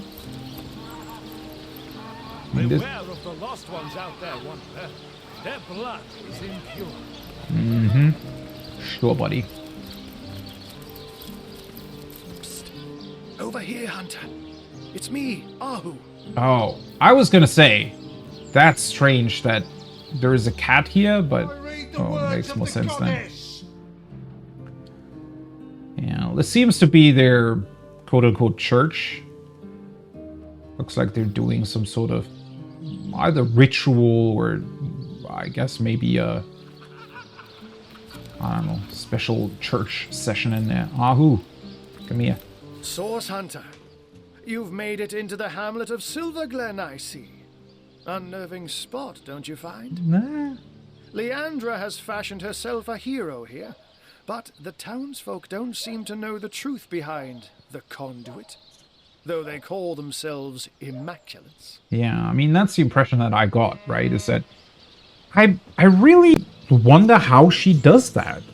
So she's never really presenting any sort of specific god to them that they actually pray to? Is she just saying, oh yeah, there is a god, and if you pray to them, I will channel your faith to them or something? Because even Leandra herself, at least to us, has never really mentioned who she's being the conduit of, right? Or who she's connected to. Unless it is just simply the Void or the Void Dragon or whatever, but it always seemed to me like there maybe was another entity there.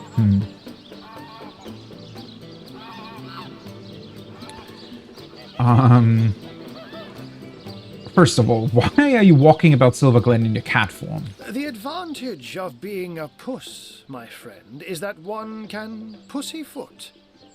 A white-haired wizard draws attention, but a cat can move about unnoticed and, indeed, unseen. Fair enough. Not that I'm not extra wary of these bloodsuckers, though. There's a conspicuous absence of pets in this eerie little town. I was gonna say, you know, a strange cat in a magical world, like a cat that you don't know, I wouldn't trust either. Right? And considering that they're... Well, I don't know how much these Immaculates in this town specifically know about that, but considering that they're making bloodstones that use souls of living beings to be fed, and shouldn't you be afraid of also being... I mean, a cat is still a living being, right?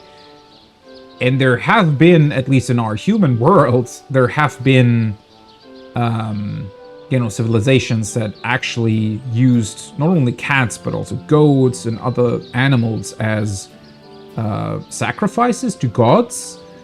So I really wouldn't... I mean, I guess as a cat, he's very nimble and can just run away very easily, but I wouldn't necessarily strut about the place so openly if I were him, to be completely honest. I wouldn't trust that these guys don't just kill cats and offer them up to their goddess anyways.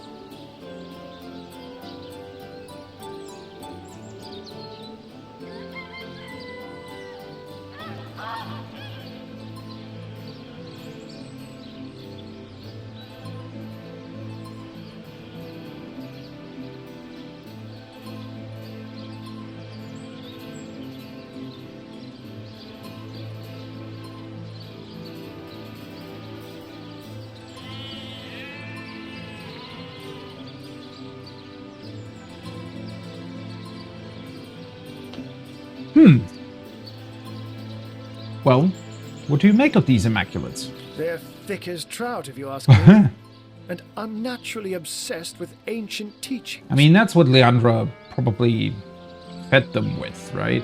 I haven't seen Leandra here myself, but she must have put on quite a show of magical mastery to enthrall a crowd of shaggy miners. To have them hop on the bandwagon of a shadowy religion wholly alien to them.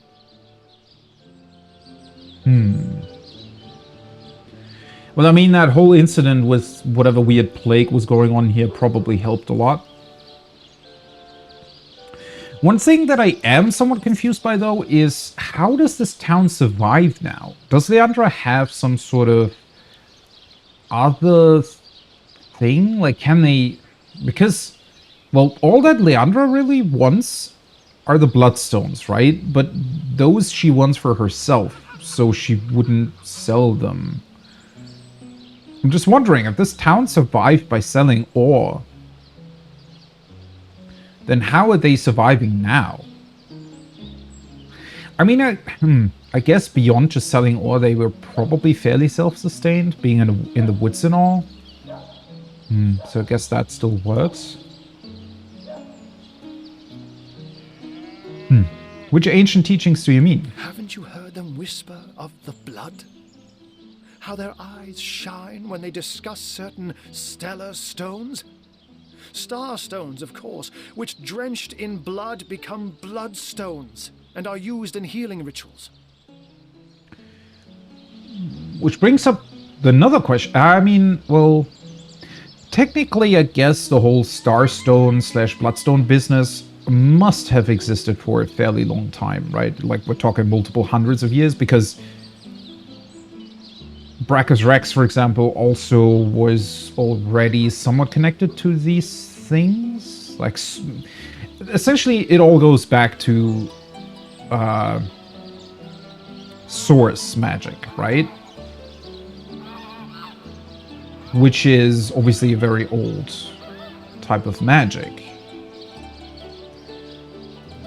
I'm just wondering if whatever Leandra seems to be telling them is something she just came up with herself to, you know, like funnel them into this weird religion that they now seem to uphold, or if whatever teachings she is telling them, giving them,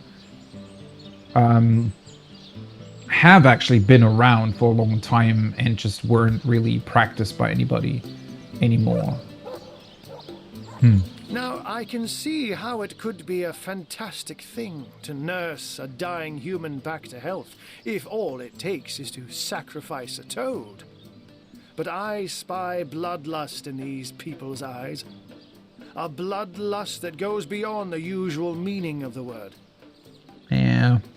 Well, unfortunately, I think quite a few people would, you know, jump on the opportunity to sacrifice others if it meant that their own life was either spared or healed or whatever else, right?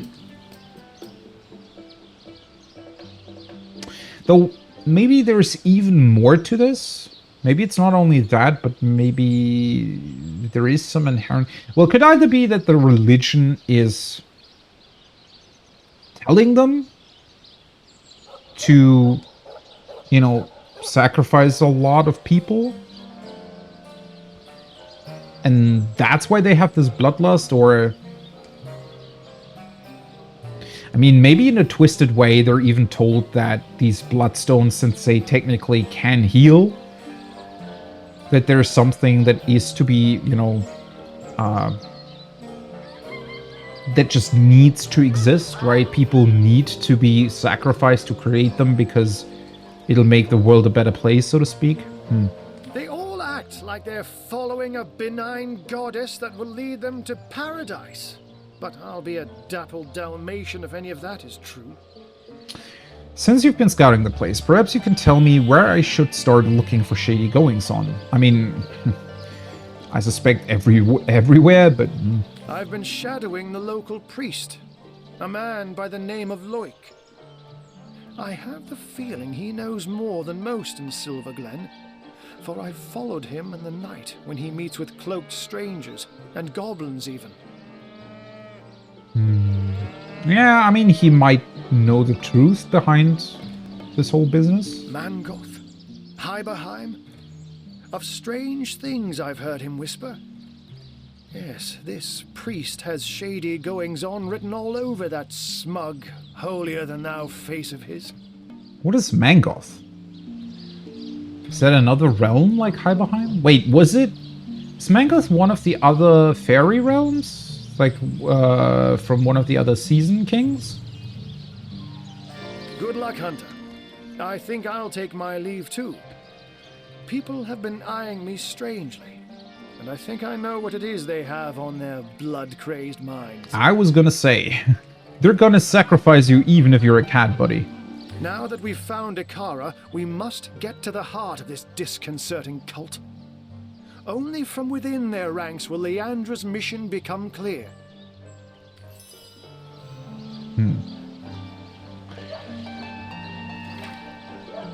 Well, that is certainly going to be interesting to see. Because, I mean, going up to the priest and straight up asking him, I don't really think will give us a lot of answers, huh? The cat wizard Arhu advised us to infiltrate the Immaculates by becoming one of them? Wait, he didn't actually say that.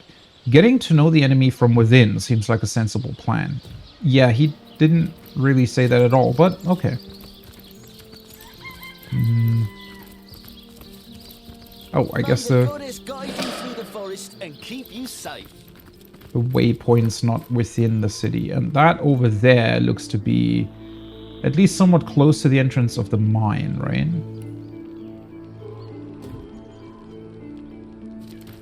I really like the music that's going on here. It's a very, very beautiful place. Well, let's stick to the city first, though. We will have to go to the mine eventually.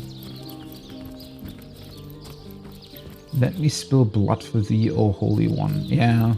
So they seem to somehow think that spilling blood or killing people is a good idea for some reason.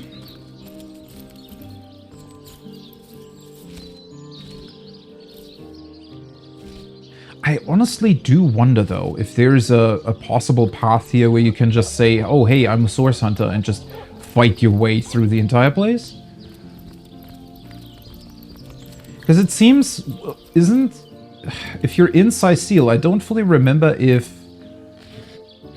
inside seal barrels are just there for you to open.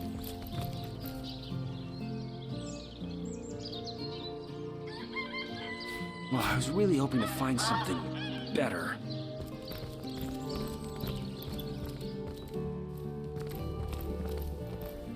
Yeah, all of these things are just... Oh, oops.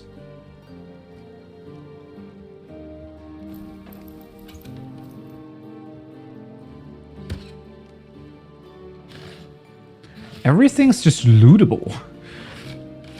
I'm a little bit concerned by that, to be completely honest. Curved sword. Well, I don't need the sword, but...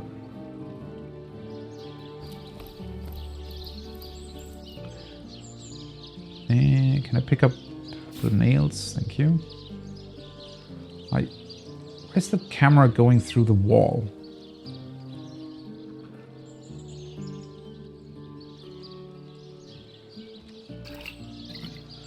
Let's pick that up as well. This is just for crafting.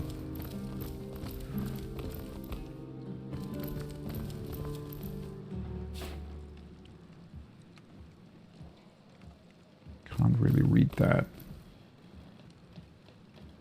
Oh, that's well, empty potion bottles are quite useful as well. I love that we're actually just looting this place. That's maybe a quick save. Oh, we're not allowed to open the door though. Okay. Can go in here though.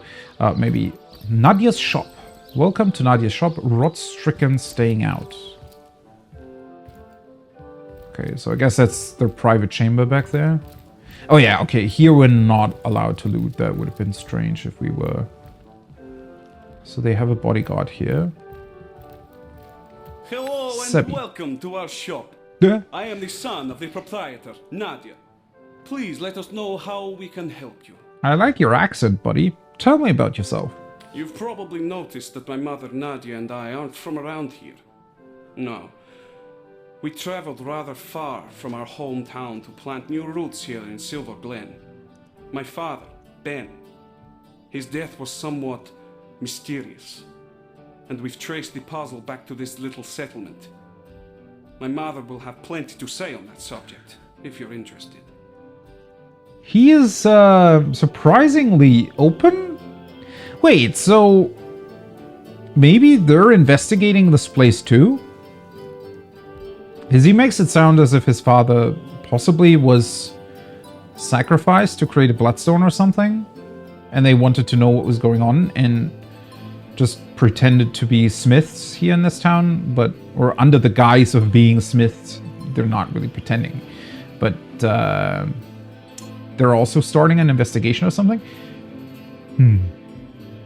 Well, tell me about Nadia first. Ma's a bit intense, to be sure. Set in her ways, but fiercely loyal to the family. Help her out and you've got a friend for life. Cross her, and you'll be better off skipping town. Not that that'll stop her from cursing your line for the next 1,000 cycles of bendis. Okay. And what about your father? My father was a good man. equal in character to his wife. His death nearly destroyed us, Ma and me. But now we're here, and we won't leave until we've held the proper parties accountable for their role in his death. I'm just surprised. I mean, well, I guess he recognizes that we're not from here, because the way he's talking, if an Immaculate heard him, wouldn't they potentially drive them out of the town, or kill them, rather? I mean, they do have a bodyguard. Move along. Okay. Don't know if they are Immaculates.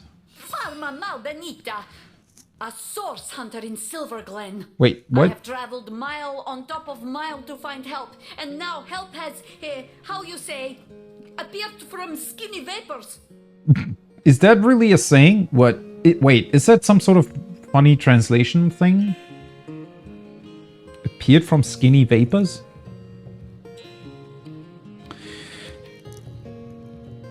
How can they so easily discern that we're source hunters, though, and the guard at the entrance to the city just has no idea? Or maybe they just didn't want to say anything? Well, I guess...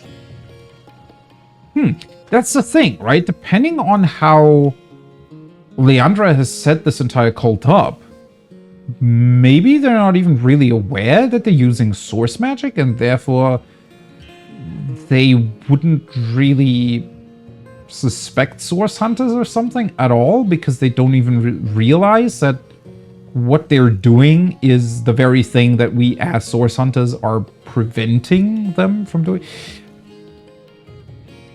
Might be. This is, I don't know, sometimes this feels like a little bit of an inconsistency in terms of whether or not NPCs can recognize you as either being or not being a source hunter. Tell me about yourself. My story? Well, this is no small tale.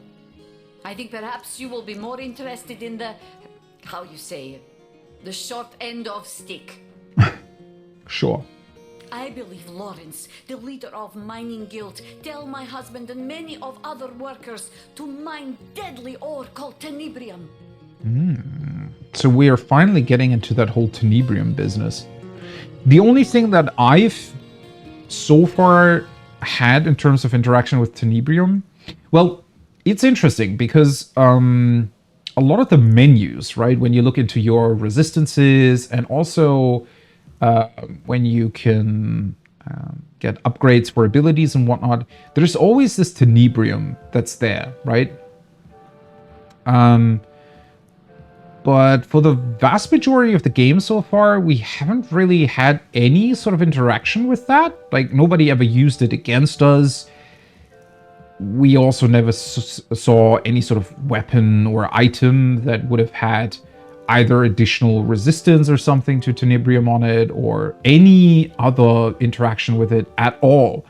Aside from that one staff that I said, had the description of being able to instantly kill those shambling oaks in Heiberheim. And the one thing that we did pick up, that's the very thing that got me cursed, right? And the reason for why my two main characters are constantly losing 1 HP all the time.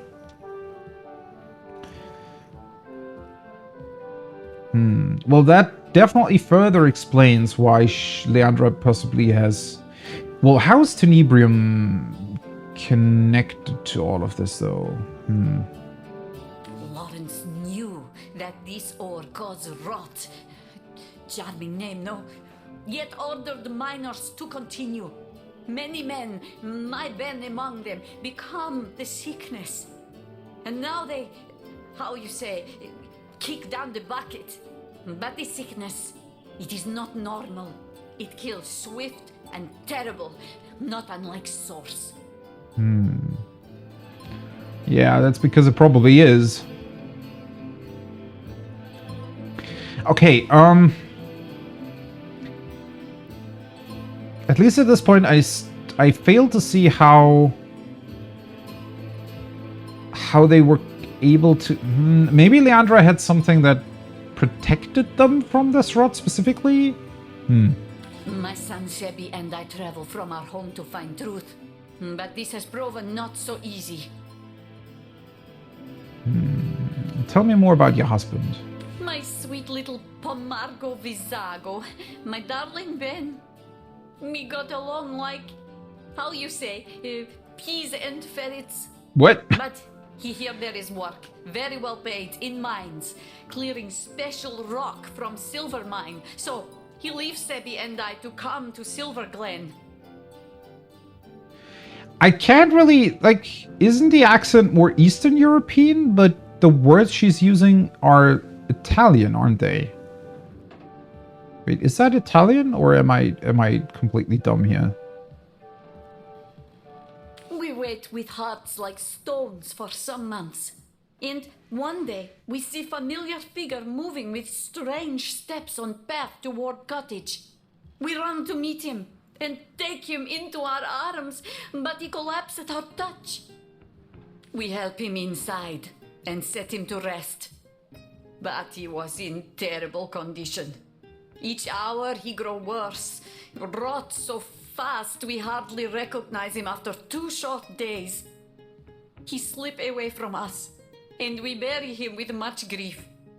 How did he even make it back to his home, though? Holy shit. Honestly, that almost sounds a little bit like radiation sickness, right? The way this tenebrium seems to rot people away. And what about Sebi? When his father died, Sebi become restless. Being of the age, he joined army and go straight to front line. Though I was nearly old woman, I joined army as healer to be near and look after my boy. Nearly old woman? She doesn't really seem that old, right? Especially considering her portrait. I don't know. There we saw special legionnaire using strange weapon. And this legionnaire soon come to my tent with the same disease that killed Ben. I discovered the tenebrium ore in this weapon. It was the ore that killed them both. Wait, what army was he part of, though? I come to Silverglen to discover truth. And here I find Lawrence, that arrogant man, conducts his business without apologize to any. I mean, they've really been around the place, haven't they?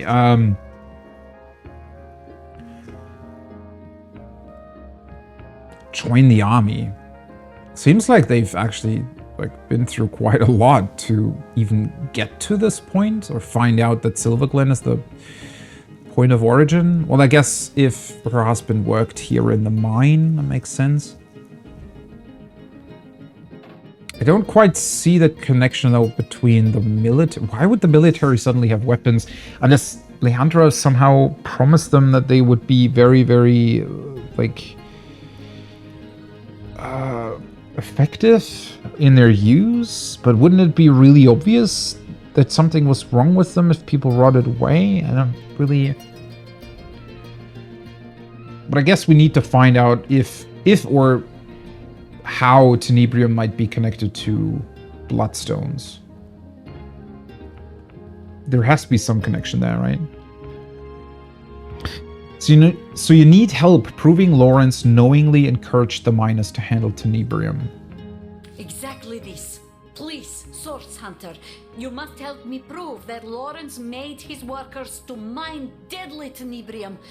For your help, I offer blessing from my homeland. Se vi mal successos, mi plantos rizzarbo kai tormenti via nepo soggiai branco.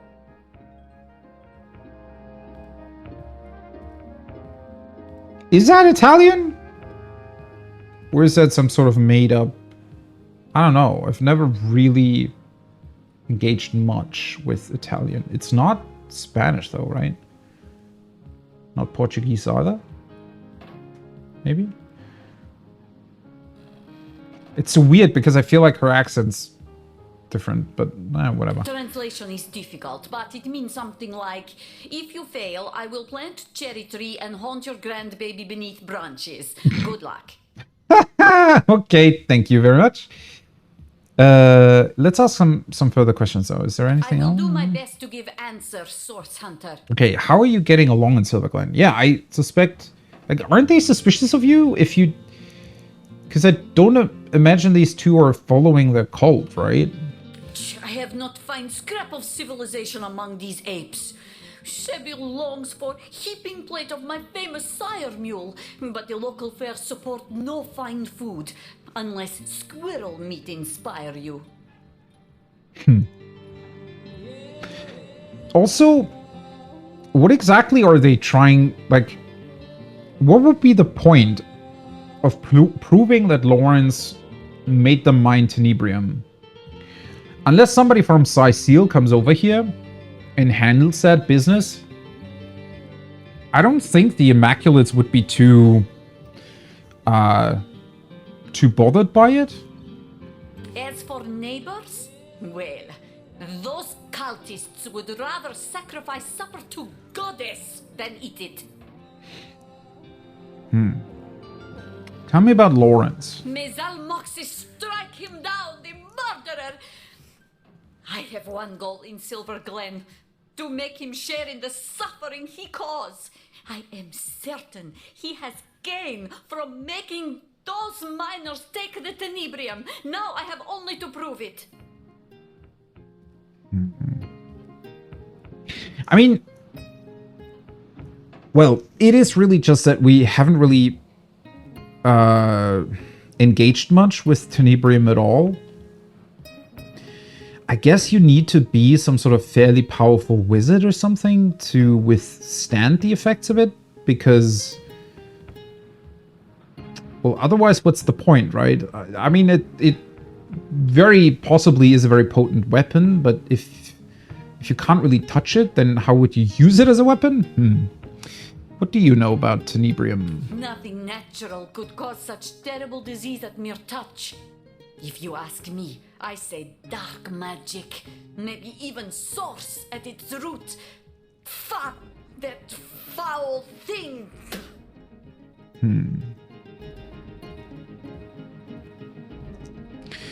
With source magic, isn't source magic inherently connected to the souls of people? Or something like that? So what would its connection be to a substance that can also be an ore? So you've seen rot in action then? A terrible disease. It transforms flesh of living into flesh of corpse, while infected person still lives. Arms grow black and heavy, legs grow black and heavy, hair rots from scalp. Cielo helpo min. Oh, what memories I have. Yeah, it honestly does sound somewhat like radiation sickness, doesn't it? It's almost like it would be uranium or something. This illness, this rot, it sounds very much like the disease that came to Home Forest. If the scum who infected your forest are here, we'll round up every last one of them. You can set your clock by that, lady. Right, I didn't even connect that back to what Berdotta told us about rot and whatnot. Huh. Cool. The naked truth. We met Nadia, the widow of a miner who died from the tenebrium disease rot. She suspects that Lawrence, the mining guild representative, knew of the risks but still encouraged miners to extract the ore. She also suggested that rot is related to sorcery. Certainly does give us a couple of different leads in the city, right?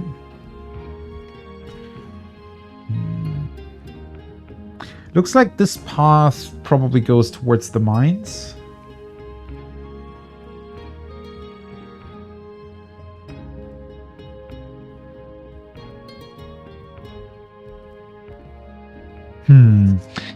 I am wondering how we will investigate this whole business, because I mean, very clearly all of it is intrinsically linked to one another, right? So how do we get into the whole business? Like how do we talk to them without either raising suspicions or making them immediately hostile towards us. Do a salutoin, Hunter. What can I do for you? Can we trade? We can. What is this? Deadly Spore, Summon Armored Undead, Ice Wall. A couple of arrows, a couple of grenades. Infected Decorative Yew Longbow of the Vandal.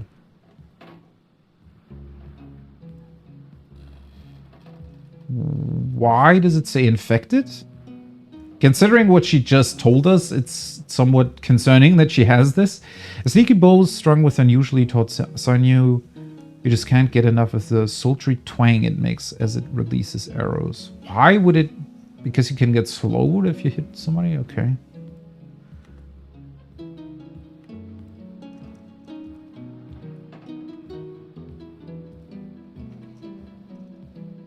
I wish it would automatically compare this to my bow-wielding character. Oh well. +1 bodybuilding, +2 initiative. It's actually not too bad. I mean, well, it's not super different to what I have. I mean, I'm already sort of wrecking most of what I come across, so I don't think that I necessarily need to buy this stuff. That's a two-handed staff. I can definitely get rid of it.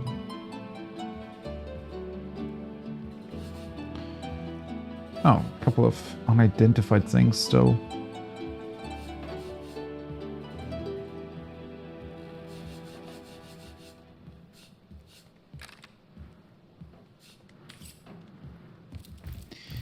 All right. Let's just take a look at the rest of the town, shall we? Do I just want to go in there? Or do I want to look at other stuff first?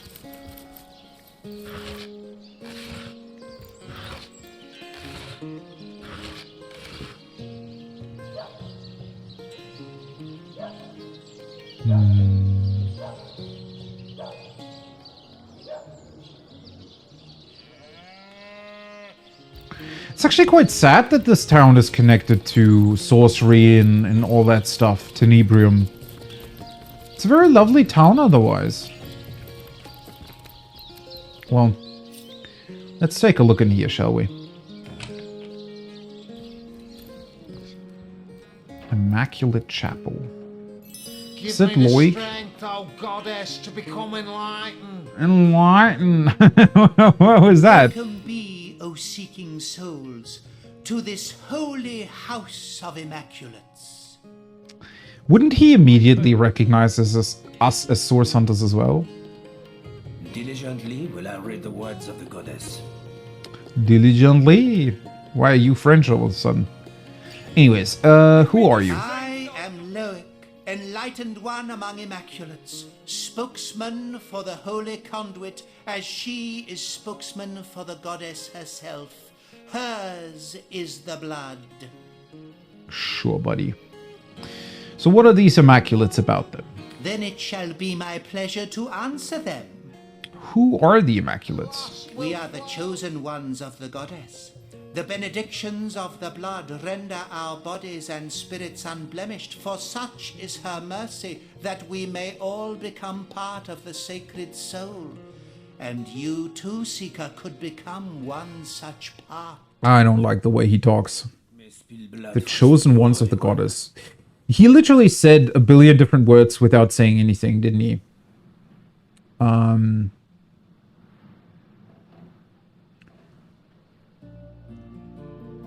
The benedictions of the blood render our bodies and spirits unblemished, for such is her mercy, that we may all become part of the sacred soul. I mean, yeah, they probably do believe in some sort of healing powers, which apparently Bloodstones do have, but only with, like, sacrifices. So I just wonder how how they're telling the normal people that it is fine to sacrifice others for their own well-being. Could you tell me more about the conduit? The conduit, yes. She, the most exalted of all, second only to the goddess. It was she who brought us first her divine words, then her divine will, a will made real in blood. Truly, though, she is quite beyond your concern, O wandering soul. She stands so very high above your humble station. Oh yeah, that's always, you know, Holy One. that immediately gives you trust in a faith, right? If they're just outright telling you, oh yeah, by the way, our whole church is built up like a company, and there are like higher people and lower people, and you know, you're not supposed to be talking to the higher ups, essentially. Sure, that really gives me confidence that your faith is legitimate. Not that any faith ever would be, but you get the idea. What about this goddess, though? That's the one thing that I'm really curious about, because funnily enough, we have met the conduit a bunch of times, probably way more than this Loic guy realizes we have. The goddess is the light and life of all. Corrupt is the world that generations of men and beasts have left behind, but immaculate it may be once more, cleansed in the blood of the unworthy. Okay. So they're making them believe that other people are unworthy of being immaculate because they're somehow corrupt. And that's why only these guys are the ones that will receive the goddess's blessing or something. The few, the proud, the enlightened, theirs will be her kingdom. When red has run until no red is left, a paradise we will have shapen, and the goddess will dwell among us. Yeah, that's a pretty fucked up faith, isn't it? Okay. That's even worse than the... well, is it worse? It's somewhat like the Catholic Church, isn't it? Kill everybody else that doesn't join in our faith, and then we shall be the one true whatever. Just with the difference that they're actually pretending that by killing others, they themselves will become, I don't know, part of paradise. Whereas the Catholic Church made it more seem like Blessed be the goddess, and blessed be everybody else had to join them in order to make a peaceful world or something. And blessed be the conduit. Well, do I want to try joining them? I don't... I mean, I feel like eventually we might have to. I really don't want to, though. Let's maybe hold off on that until I've looked at the entire village.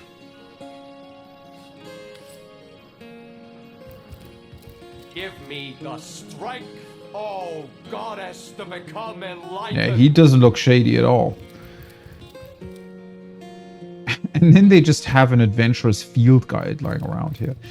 And this hatch is not, you know, suspicious at all. Book of the Immaculates 3. Okay. Diligently will I read the word. Okay, they just... Give me the strength. Yeah. They just say whatever they would say anyways. Okay. Cool. I had actually even expected more out of this church visit. I halfway expected them to be in the middle of some sort of sacrificing ritual.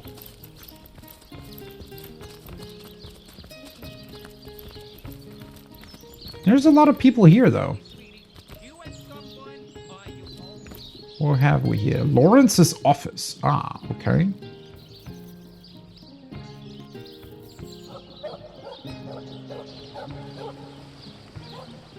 This seems to be just another entrance to the town.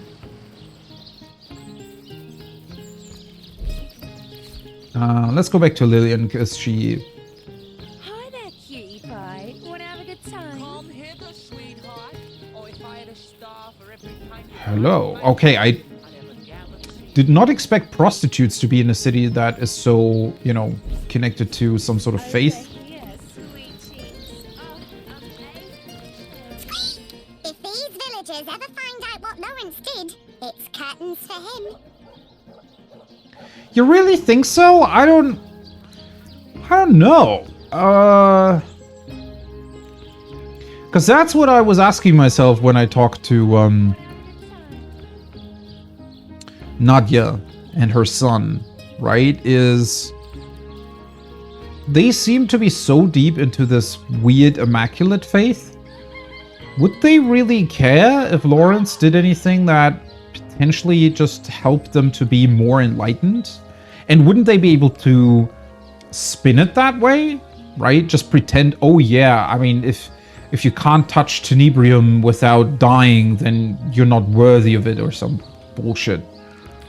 Stay a while, darling. I just know I could take you on a wild ride if you let me. Sweetheart. My, look at you. I bet your blood would fill a bloodstone good and proper. What the fuck? Wait, so he's just straight up saying, "Oh yeah, oh you look like somebody who would be who would make a good sacrifice for us." That's it, B. Welcome to Silverglen. Once a place of sin, now a place of salvation. Yeah, right. That's why your buddy next to you wants to kill me. Okay, sure. This is the same rat? They say the undead are immune to rot. I guess because they're already rotten. Interesting. So, well, funnily enough, we might be able to use Nick fairly effectively then. Over here, sweet cheeks. Oh, I'm aching to share a moment together. I guess this is their pub. Pig X Tavern. Brothel upstairs. Okay. Well, that explains it then. Looks like a pretty big tavern. Though, considering that this is or was a mining town, it probably makes sense, right? And miners need some fun time in between, I suppose. Ruby. That world-weary face is giving me shivers. What do you say we take a load off together? I do suppose I could find some way to entertain you. Holy hell, I do like you, lady. I also like your hair color and your name. Do you believe in the gods? Because you're the answer to all my prayers. Tell me a bit more about yourself first. No, sugar. That's a story for another day, ain't it? Is it? Speaking of, yours and mine has hardly begun.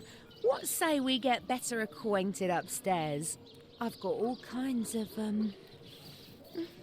details to share with you. Not gonna lie, I am interested. But, never mind that. Wouldn't she also be... I mean, talking to your potential customers more, wouldn't that make it easier to get... well. So you have a bedroom at the ready. I wonder if this is gonna cause some... if this is gonna detract some points from the relationships with the other party members. Funnily enough, all of them being women. Which I actually didn't do on purpose.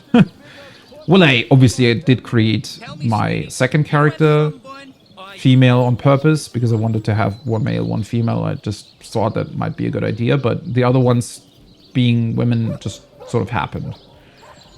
Let's see if they negatively react to this. Indeed I do. And I'm just itching to take you places you've only ever dreamed of, darling. What's a lousy 250 gold between an adventurer like you and a fine piece of tail like the one I've got in store for you? 250 gold, you say? Well, is that expensive or is that cheap? It's always rather difficult to tell in an RPG like this, because prices very often seem not that realistic, right? Because, well, I mean, it really is hard to tell, because your sort of everyday goods, like a piece of bread, cost like 2 gold or something, right? But then a healing potion can go for like hundreds. So you'd assume that no normal person could ever afford them, but I guess they kind of need to go for hundreds because otherwise the player would, like, it would be too easy for the player to acquire even more gold if things weren't expensive. But not right now, though. Oh, come now, honey. I promise to take you for a spin so wild you'll be begging for more. And more's my guarantee. What was that laugh? What the fuck? Well, I'm not necessarily doubting her. I wonder if we have to sleep with her in order to get more information. Or we could pretend to sleep with her to get up to the room and then ask her some more questions. How would this even work, considering we're in a party of 4? Can we all 4 go? Do you believe in the gods, baby? Because you're the answer to all Let's ask some questions first. Oh, go right ahead, sweetheart. What's your take on Silverglen? It's a bit generalized for my take, whatever. Darling, I don't hardly recognise this place no more. Everything's changed since those silly Immaculates came into vogue. The miners, they used to spend their last penny on a backwards glance from yours truly. But now, they'd rather pray than play. I just don't understand it. Oh, if I had a star for every time Okay. right in my day, I'd have a Well, what's certainly interesting to me, though, is that it seems like in terms of this Immaculate Faith, mainly the miners have been targeted. Tell me, sweetie, I mean, obviously, they are the ones that might be required to get the tenebrium or whatever else they're looking for in the mines. So in that regard, it makes sense, but I certainly thought that most of the city was sort of part of that, right? But it seems like everybody else just is the same as they always were, just sort of slightly estranged with the whole Immaculate business going on. I mean, she can't have a very high opinion of the Immaculates, can she? They just stand around and praise the so-called goddess all day long. I've no idea who she is, but apparently she gets her kicks from having blood sprayed all over her. Now, I knew a girl once was into that kind of stuff. Okay. Her clients used to call her goddess and mistress too, but there was precious little divine about her. Yeah, I understand.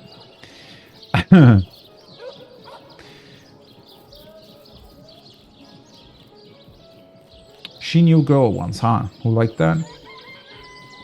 How does that even work? So she cut open the men that wanted to be with her? I mean, they still needed to be alive to pay her, though. Where did all that blood come from, then? It sounds wrong, but, well. It's interesting, though. She might be able to provide a lot more information for us if we somehow need... Dose of the fear of the seven. Hi there, cutie pie. Want to have a good time? Do you believe in the gods, baby? Little word of warning, traveller. The lands to the north are dangerous. Creepy crawlies as large as trolls over there. Okay. That seems to be completely unrelated to everything, but alright. You haven't come for miner's work, my friend. That's goblin territory now. Okay. Wait, aren't you guys... Why don't you stay I thought the mines are currently I didn't know I could take you on a walk. used for the Immaculate business. Wouldn't they have tried to get rid of... Like, wouldn't Leandra pretty easily be able to get rid of the trolls? Or maybe she just... Maybe she got whatever she wanted and just left, and now the mines are overrun with trolls, and these people can't do anything about it? But I mean, the Immaculates are still here, right? This is most excellent news. Welcome to the Immaculate Fold. Tell me, sweetie, you had someone... Ramon. You must be in the wrong place, babe. The Miss Revelon contest is over there. Oh, he's part of the brothel too. I thought he was talking to Ruby. Who might you be? I'm Ramon. I may not be a genie, but rub me right and I'll make your dreams come true. Well, hello there. What would some quality time with you cost me? Even true love Okay, has same a price. price, angel face. Luckily for you, that price is but 250 golden coins. That seems reasonable. Okay, that's cool though. I didn't expect the game to have both male and female prostitutes. That's actually rather awesome. Yeah, not right now. Break my heart. Oh, sorry, buddy. At least I'll go to heaven and see you there. Okay, so Over here, sweet cheeks. Oh, there has to be a way to ask them more intricate questions though, right? About the whole goings on. I feel like these guys would know a lot about people. No questions, please. Ramon does not ponder. He does not wonder. He only loves. Okay then.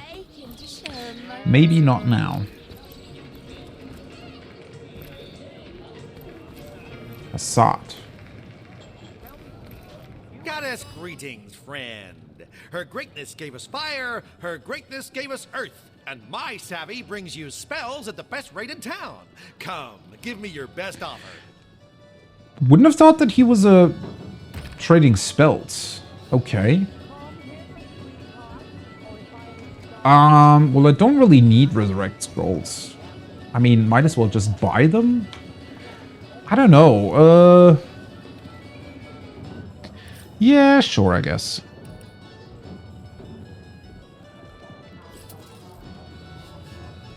Bless Boulder Bash.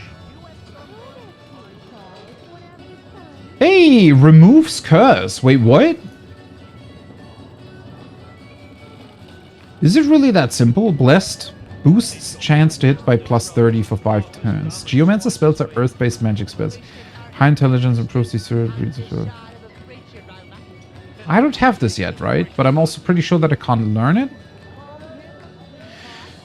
I don't have it myself though, right?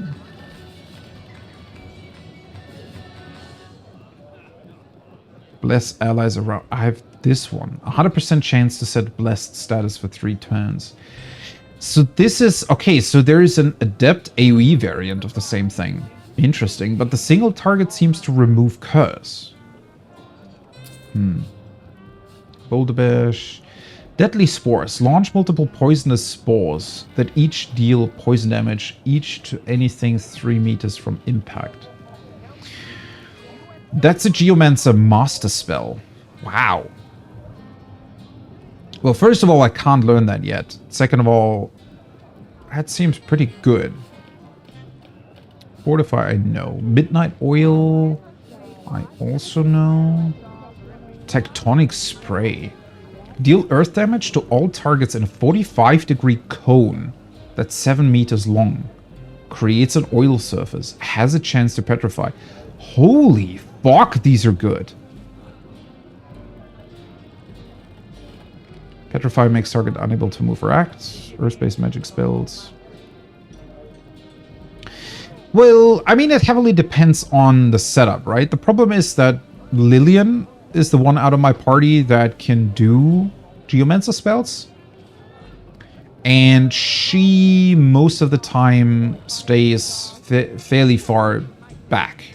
Which is also why I can never really utilize that spell that decreases enemies' resistances, because she's never really close to them. So even though this on paper sounds fairly good, it wouldn't be that easy to use. If you can somehow stack up, like maybe there are, later on, there are spells that allow you to, beyond teleportation, manipulate where enemies are standing. I mean, it would be funny if you could sort of either teleport or magnetically force them into one spot or something, and then come up with this, right? If you hit, because it doesn't have any fall-up or anything because it's AoE. It's just literally dealing a whole bunch of damage in front of you. So that's pretty cool. Honestly, spells like these make me wonder how well you could play a character like Medora, right? I mean, she's currently a very melee-focused tank, more or less. But I think it would actually be feasible to have a magic melee character of some sort, right? And then you would be able to use these spells if you're close to enemies to begin with. That actually sounds pretty fun. Petrifying Touch, I know. Earth Absorption. Summon Wolf. Summon a level 12 wolf within a 7-meter radius for 24 seconds. That's 4 turns? 7-turn cooldown. The wolf is immune to freezing, cannot be chilled, and takes no damage from water attacks. Okay. It does, however, take extra damage from fire attacks. Its Ferocious Bite attack has a 20% chance to set bleeding status for 2 turns. It has a special Throat Bite skill. Has attack of opportunity. I mean, it doesn't sound too bad, but I already have a lot of summons, so... Explodes. Pyrokinetic Adept. Deals fire damage to yourself and to those within 6 meters around you. And Fireball, I already know that, right? Wildfire, I know too. Immolation. Instantly set a target on fire. Deals fire damage. Why is that a master spell specifically? Yeah, most of these I already know, though. Diviner Fire Staff.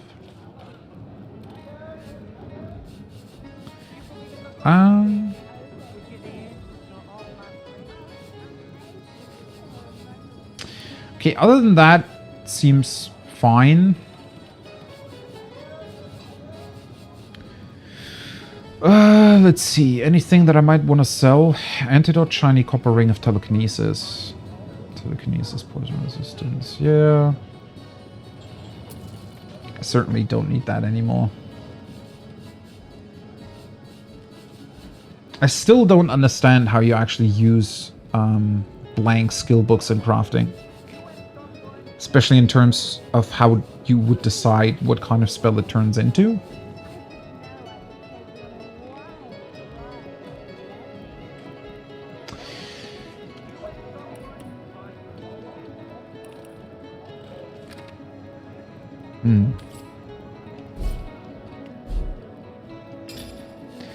Let's see, can I learn this immediately?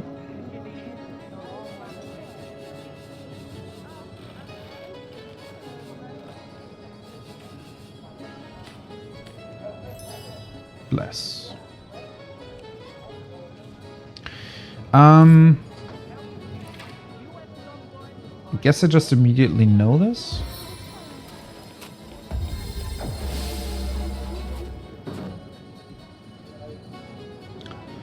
Cool.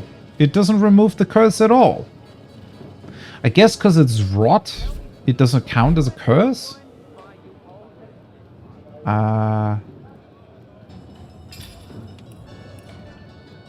Infected by rot. I mean, it doesn't specifically say that it's a curse, but somehow I thought that maybe Bless was a way to get around it. Well, technically, if we are to find a cure for this rot, it would be here, right? Because I guess this Lawrence guy must have had a way to get rid of it. Slightly disappointed by the fact that this just didn't work. Less boost chance to hit by +30 for 5 turns. It's not really... Well, I guess I can use it if I really don't know what else to do with Lillian. I mean, I have been in certain situations where I only would have been able to use elemental attacks that my opponent was resistant to, right? So having something like this that I could use instead of setting the precision stance for Berdotta, for example, because that does remove, or not remove, but reduce her movement quite substantially. I guess is a thing that I can do now, but other than that, the skill isn't really the most interesting thing ever. Windmere. Where the wind blows, the goddess breathes. Where the rivers run, the goddess weeps. How can I connect you to our eternal goddess, my friend? She sounds a bit high. More resurrection scrolls. More stuff. Blitz bolts. Shoot a bolt of I think I already know that. I already know that. Thunder jump. Nether swap. Make 2 characters switch places. Select 2 characters. One of the characters can be you. Arrow Surge spells are air-based magic spells. Okay. Would this count for enemies too? Considering this only costs 2 AP, this sounds fairly powerful, right? Especially considering that, for example, Medora, sometimes I have issues with moving her to where she needs to be. So to be able to potentially move somebody else instead of her and then just make them swap places sounds pretty good. I mean, I kind of want to have these spells. It's just that I can't learn them currently. Well, at least I know where I can get them, right? So I'll always be able to just come back here.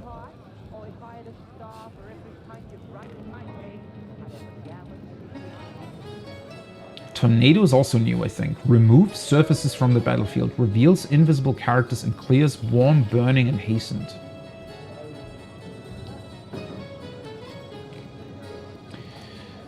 Oh, that's also pretty cool that you can return hastened. This is only... Is this around you? Because it says radius 2 meters. Or is it at a certain place and then has a radius of 2 meters? Reveals invisible characters. Pretty cool. I mean, would be nice to have, but certainly is fairly niche, I think. And I don't know how easy it would be to remove hastened from bosses, for example. I mean, the only opponents that, you know, really have used hastened in an effective way have been boss enemies so far, and I don't know if this would just straight up remove hasten from them, if they are special enemies. Huh. Cleansing water.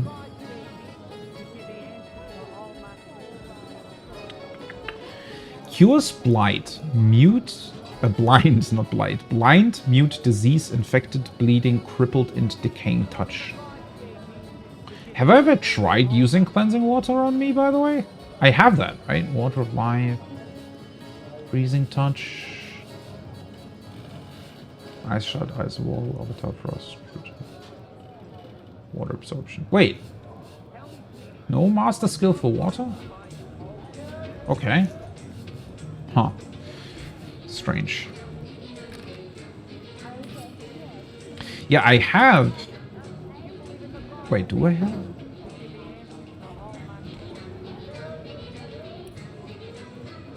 Thought I had. I have regeneration.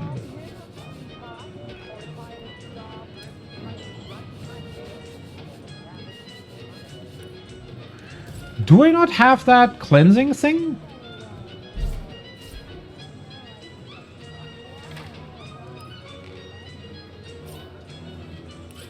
I guess I don't, huh?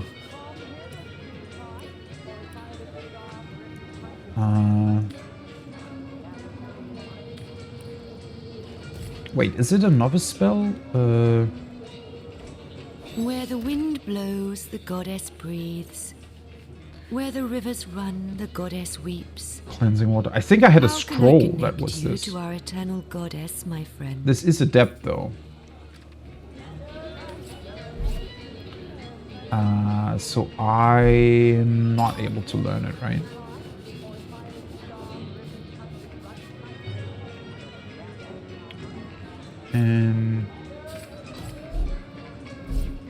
Can she, though? I don't know if she still has a slot open for that.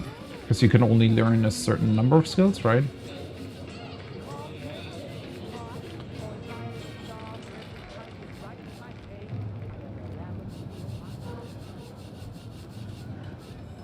Where is it? Only allows you to learn up to 2 adept hydrosophists. And the ones that I currently have,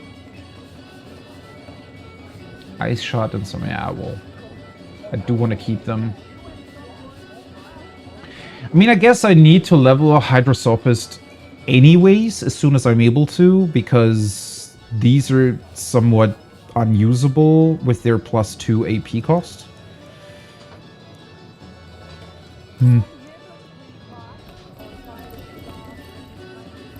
Okay then. I guess still no cleansing for me. Though I still wouldn't be entirely sure if it would even count for this rot. Seems to be a bit more specific than that.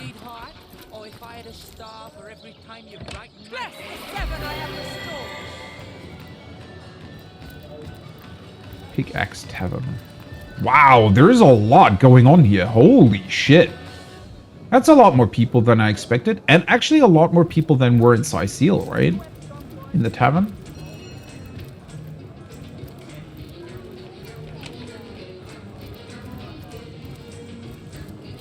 Oh, those damn toll trolls are such a nuisance. I lose a fortune each time I travel to Hunter's Edge. Toll trolls? Wait, didn't we get rid of one of them already? Wasn't that like all the way in the north of Seal? Wasn't there that one troll that we needed to get rid of? Paul. Business is booming year round now that the mines are closed. Better to spend a day with a pint than a pickaxe. Isn't that so? Well, how do the people make money though in order to buy drinks? Better that than reeking of fresh blood.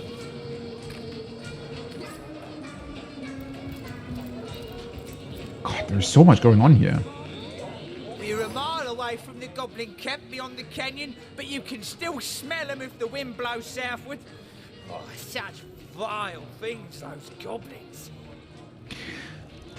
Arhu? Was it Arhu? Somebody mentioned that goblins and trolls were also now in the mines, right?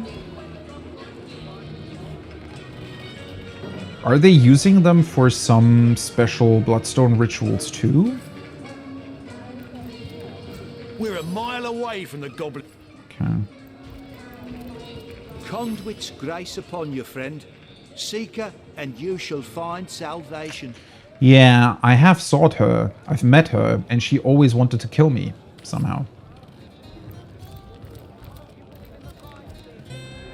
A little word of warning, traveller. The lands to the north are dangerous.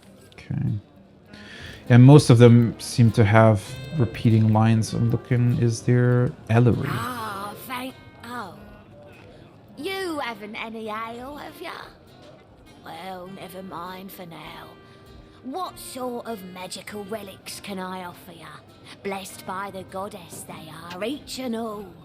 I'm sure they are. Okay, what does she sell? I might want to get this. Might be helpful from time to time. She just has 2 tormented souls? Okay. Oh, she sells this as a scroll. Actually, would Medora be able to use the spell as a scroll?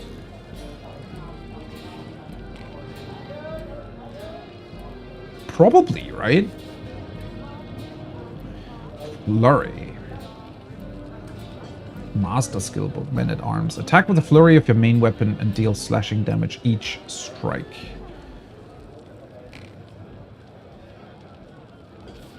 Does Medora already have Master Man at Arms? Vampiric Arrow. An arrow that deals half of your weapon damage.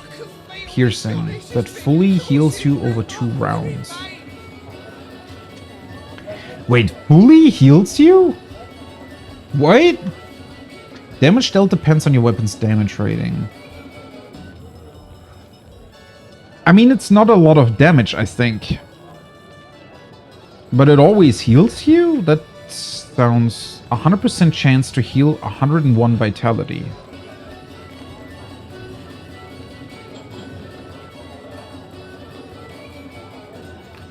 Well, that's not a full heal, though.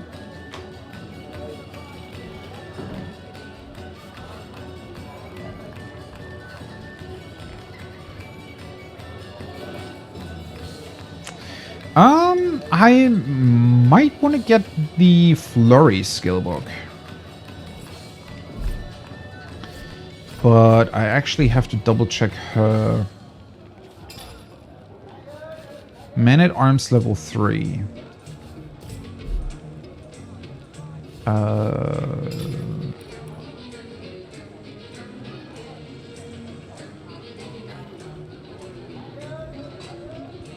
Level 3. Okay, you need to be level 4 to use the master skill. Okay, well, at least that means that I will be able to come back here eventually and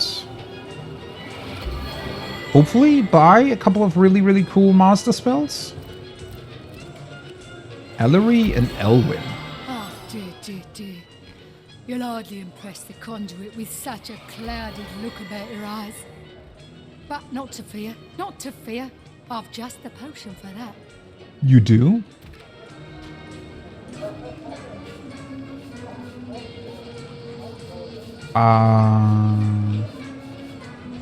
Perception and visibility.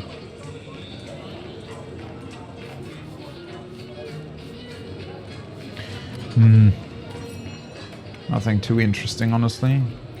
Mikhail Solomatin. You dare disturb my rumination? It must be that you can hardly wait to purchase an ingredient or two for a very urgent recipe. I'll forgive this imposition if you'll make me a generous offer. Let's see what you have. It's interesting to me that there are so many traders around here.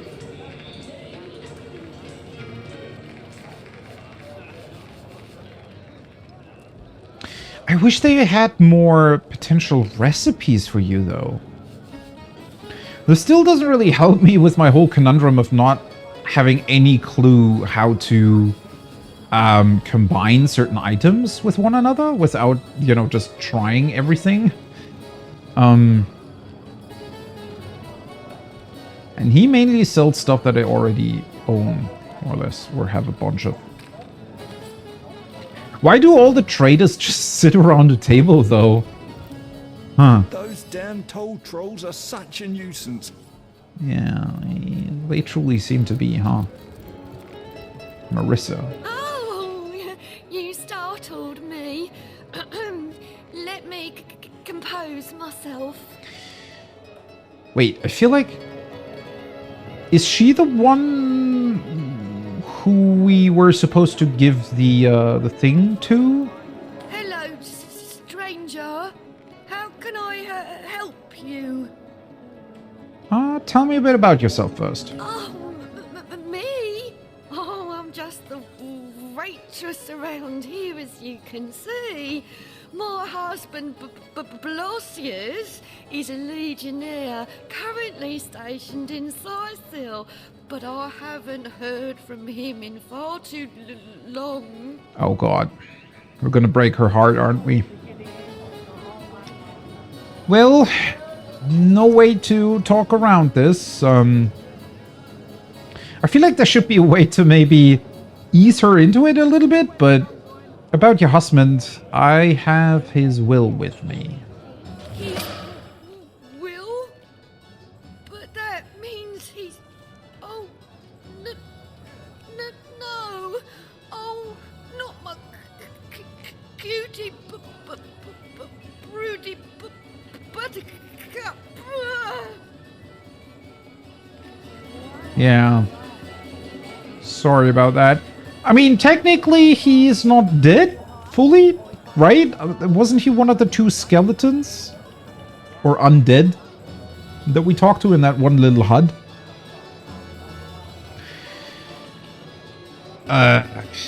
Well,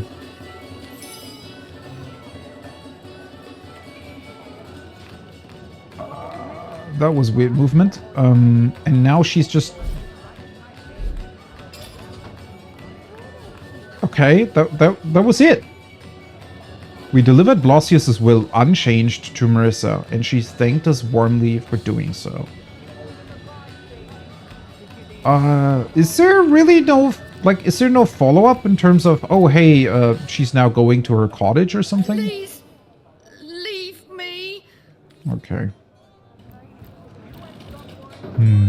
I mean, well, maybe it'll give us an advantage at some point in the future for some reason. Misha, what are you reading? Tales of Rotbark the Barbarian. Quite a fine skeleton beneath that hide of yours, isn't there? Yes, a lovely, sturdy thing.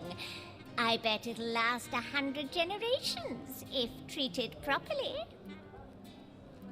100 generations, not years, generations. Is she suggesting to, like, just take our skeleton and somehow preserve it? Oh, hello. How are there so many crazy traders around here? What the fuck? Love grenade. Adrenaline. I mean, these are the scoundrel skills I can't use because I don't have a character that can use them. Borrow action points from your next turn. You'll have less action points to spend during your next turn. That actually sounds pretty good.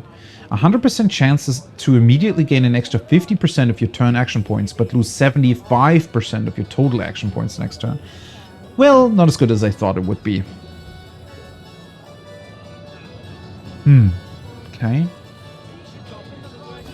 Only take half of all physical damage dealt to you. And for 2 turns. It's crazy that you can only use it once per combat and it only lasts for 2 turns, right? I guess the idea is that you sort of go in and then back out of combat really, really quickly or something. Crawling infestation. Plant a monstrous egg in a nearby target. Oh, what? 95% chance to set crawling infestation status for 3 turns. Also only be used once per combat. Unless the target resists or succeeds a saving throw using Constitution, its mortal shell will give way to a monster as it comes out after 3 turns. What the fuck? And that monster will then attack just everybody, including opponents? Or how would that work? Cloak and Dagger. Teleport away, leaving behind a smoke screen. I mean, that's pretty cool, right? Additional teleport, basically. Become one with the shadows. 100% chance to sit invisible for 5 turns. That's also really good. Wind-up toy. Summon a level 12 bomb in a 3-meter radius for 30 seconds. Press the button to go boom. Wait, so this is a summon? And you can press a button and then it go... Okay. Daggers drawn. Erupt with a barrage of stabs and cuts and deal piercing damage each strike. Sounds good. Weaken a target, deal slashing damage. Not bad, not bad. Destroy summon, also desecration, rapture, charm a target. Oh yeah, that's pretty good. Can I still...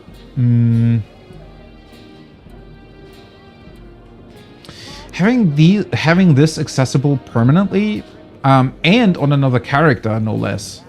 Because so far, Berdotta was the one who mainly charmed targets by using arrows for that. I have to look into whether or not I can still use another Adept Witchcraft spell. I don't think so currently. Drain willpower. Decrease the target's willpower by -5. That can also...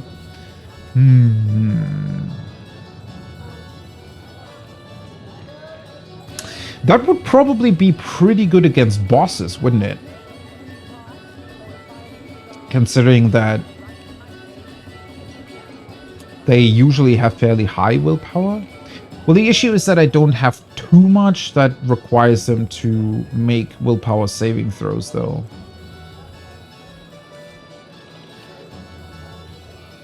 So I would actually have to think about, well, what could I really use that for, right? And then also actually combo the two things. Silence a target. Malediction weakens and curses an enemy. Curse lowers a target's chance to hit. Empiric touch. Okay, let me see. Can I somehow get another...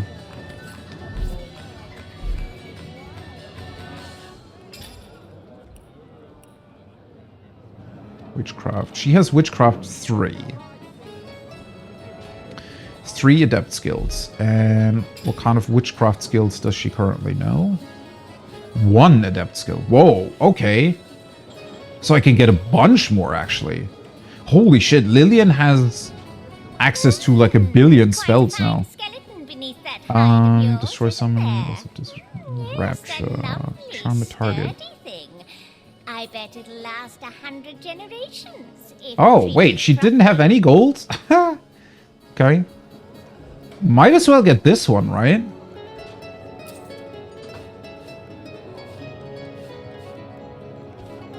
That's also adept.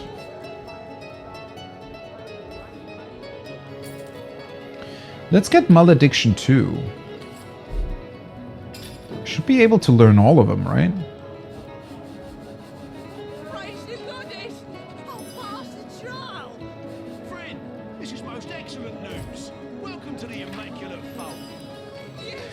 That is crazy how many skills she has now. And Rapture will be pretty good, I think. Wait, does Rapture require willpower saving throw?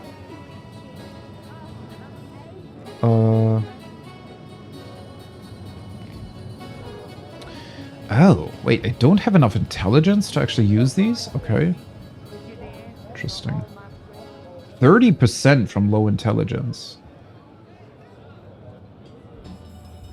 Wow. I did not realize you would have to have very high intelligence to use these effectively. How much intelligence does she have? She isn't even that low on that, right? Ah, well, never mind. 7. Right, I increased her speed a lot.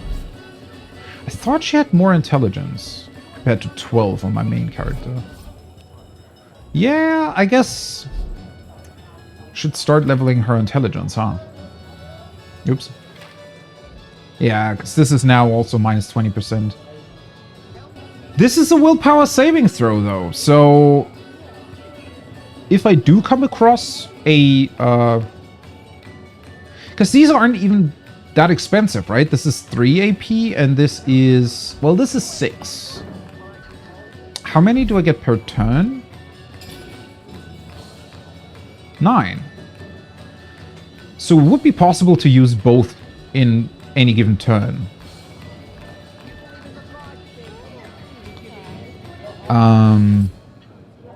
So even if an enemy has high willpower, considering I increase her intelligence a bit, obviously, but even if an enemy has fairly high willpower, I would maybe still be able to charm them.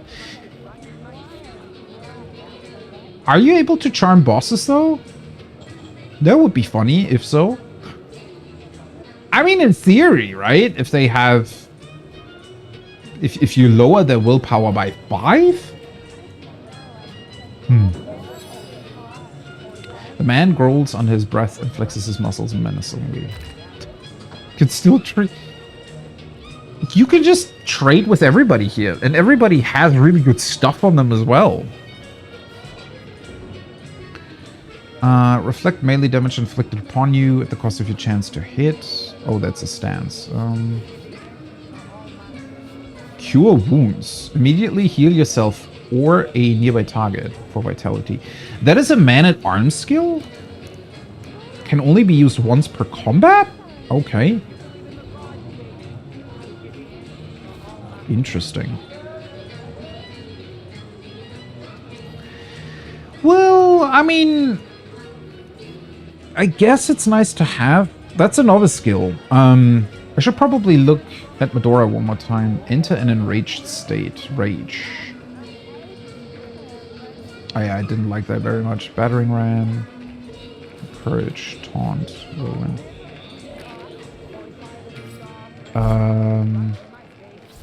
Let's check that one more time. Friend, this is most excellent news. Welcome to the Immaculate 6 Fold. and 3. Yes! I could feel the goddess's finger coursing through my Yeah, okay. veins. I'm already full on man-at-arms skills. Well, that's unfortunate. Not that she really needs that heal, but... Did I talk to you already? Watch where you're going. These beauties will pierce you to the bone. So, do you fancy a trade then? Come now, before my ale arrives. I'm honestly very confused by the fact that all of these traders just sit around in the tavern drinking. This is a very unusual setup, right? Considering that in Sicil, for example, there is a market or shops that you can actually go to. And here it's just, oh yeah, everybody sits around and drinks. And yeah, that's about it. Weird.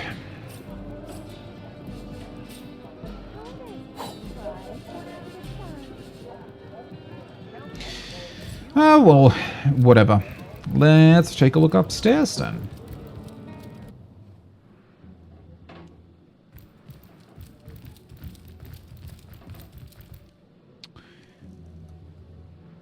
Bicky? What the hell is going on there? Maybe I should save.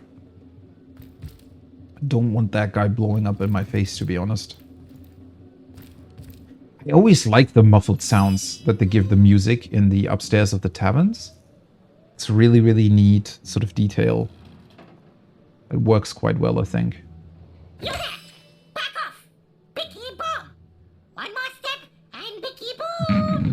That portrait looks awesome.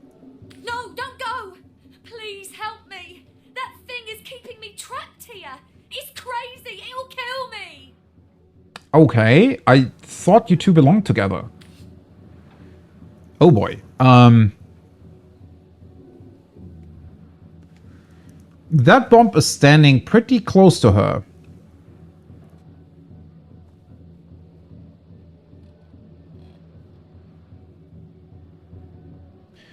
And I don't think that thing is bluffing, considering that it already has a sparkling fuse.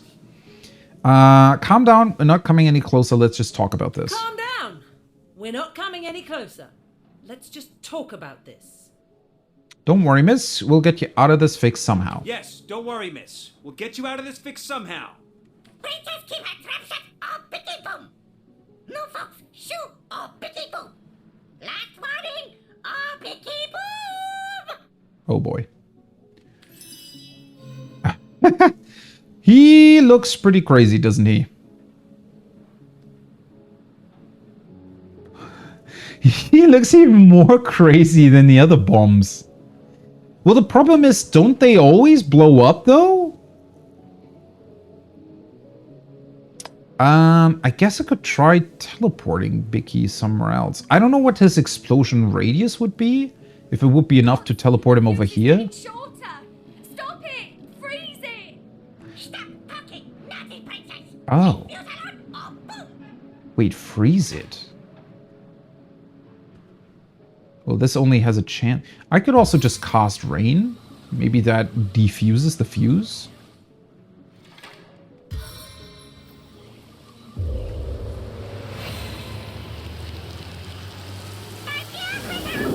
Yeah. Let me go, you little monster! Away with you! You come here, he can't...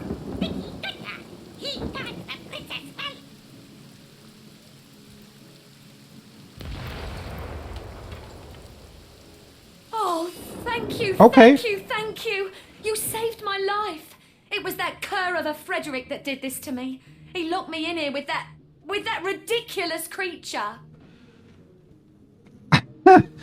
What just happened? So I guess he could still blow himself up, but not the bomb because it was raining and the fuse, or did the rain reduce his explosion radius or something? I did not expect him to still blow up. Dear me. Well, I need to guess get I out of solved this it. room. Yes, I'll go downstairs to catch a breath of fresh air, but do come and talk to me again if you want to hear more about what transpired here. My thanks once more, sweet hero.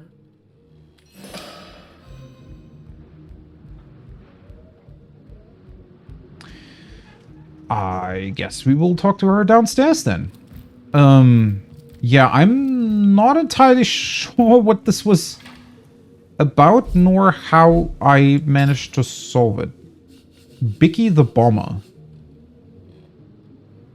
We met Bonnie, a prostitute being held hostage by a strange skeleton creature named Bicky. We managed to calm it down for now, but it claims it will explode if we get too close. We managed to kill Bicky and rescue Bonnie. Yeah, I didn't kill shit. I just walked into the room and he blew himself up. But since it was raining, I guess it wasn't lethal? I mean, it didn't even hit her, right? It was literally just blew up and that was it. Well, that was very strange. I still don't fully... I think I actually made a mistake like that once during combat as well, where I thought that if their fuses go out, they aren't able to explode anymore. Oh, never mind. I think it might have been with the rats, right? Those mechanical rats that you meet when you first get into Hyberheim in that cave system. Those also had fuses and could blow themselves up. Oh, right. They had the dynamite sticking to them. And I think I also tried to cast rain to make the dynamite go out again. Did I? There was definitely some sort of weird wrong assumption that I made in terms of how that works. Or rather, well, the thing is, typically, right, at least in our world, most fuses, well, I don't even know, most? Certainly some fuses, at least, are designed in a way where they don't go out even if you put them in, like, literally underwater, right? And they certainly wouldn't go out because it's raining. I mean, this one did, but then why was he even able to explode himself if the fuse wasn't able to be on anymore?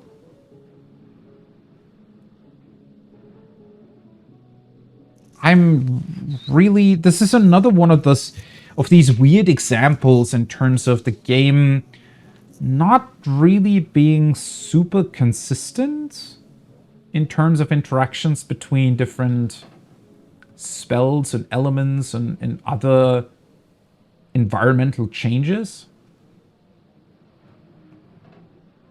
Because, I mean, if the fuse goes out, you would assume that he can't blow himself up anymore, right? Because he would have to relight the fuse, which wasn't possible during the rain.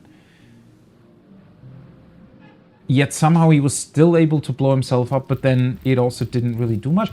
I don't know.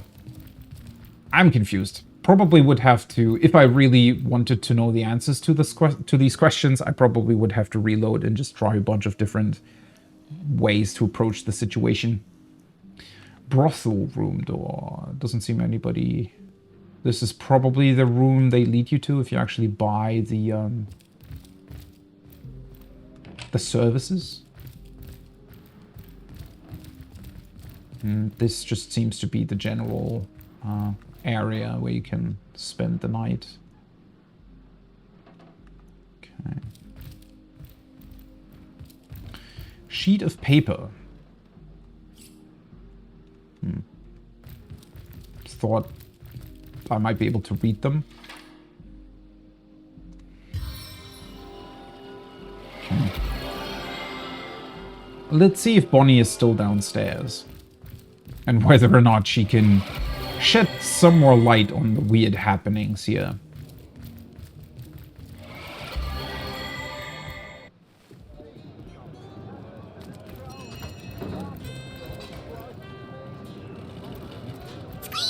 Brandon's the best overseer there ever was. No one's a more eager miner than he is. Wonder how he avoided catching rot, though. Well, probably because he has connections to Lawrence? Brandon, huh?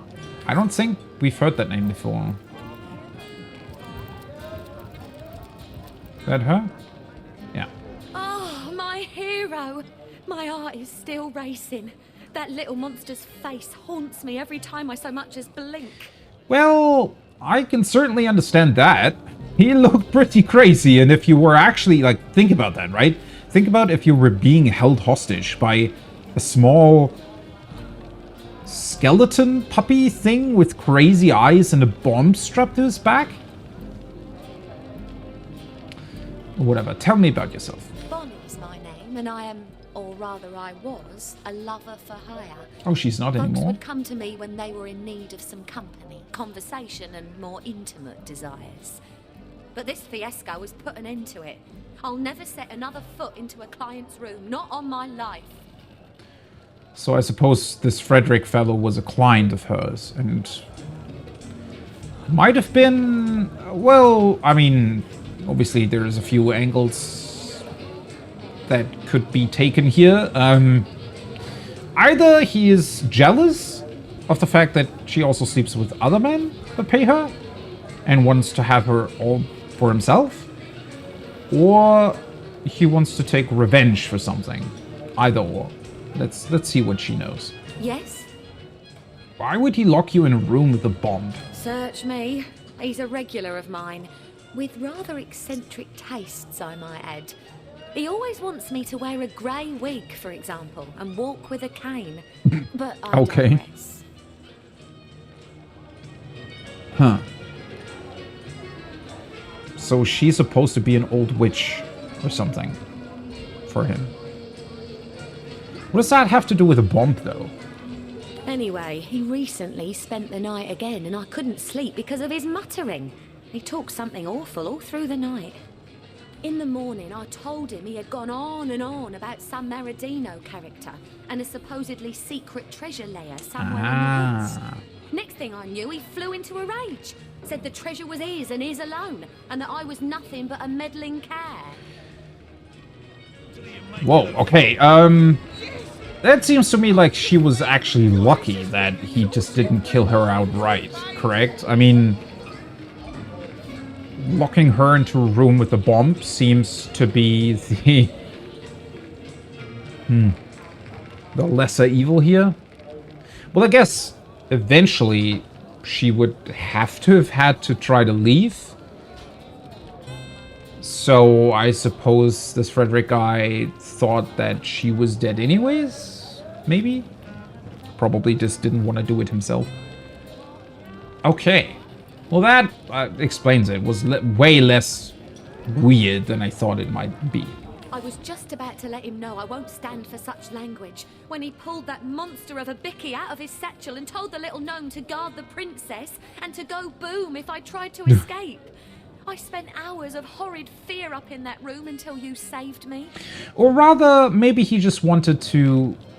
Maybe he specifically not wanted to kill her and just thought, okay, this is going to keep her in her room until he comes back. So he would still be able to spend the night with her, but would also have an effective means to stop her from going out and telling people about it. What can you tell me about the town? Nothing much, I'm afraid, but go ahead. I'll answer what I can. Do you like it here? I used to, you know. Merchants came and went. They paid well and gave me gifts. Fewer and fewer of them travel here now because of the undead around Seal and the goblins holed up in the mines. Times are hard for a working girl, to tell you the truth. But where would I go?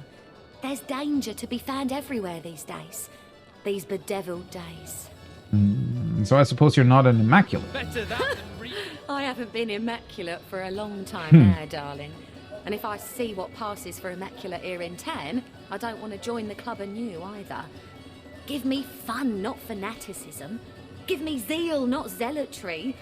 These people, I honestly don't know what has gotten into them. Well, we're about to find out, I fear. She's quite well spoken.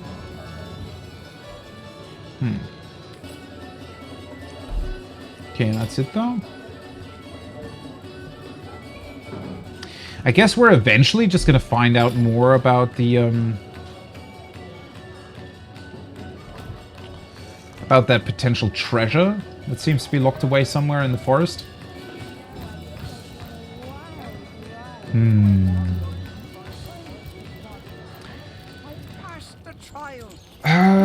I guess we can just... Welcome to the Immaculate Fold. What other things can we do? I mean, there's still Lawrence's office, obviously. That's the mine entrance. I need to look at a couple of these pathways here. Might be that there's some secret treasure chests and whatnot. Or the odd small side quest here and there.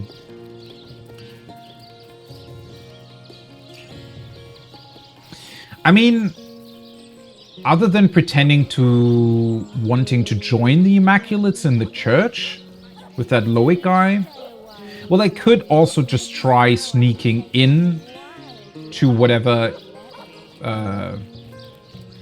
what's it called, trapdoor he's standing in front of.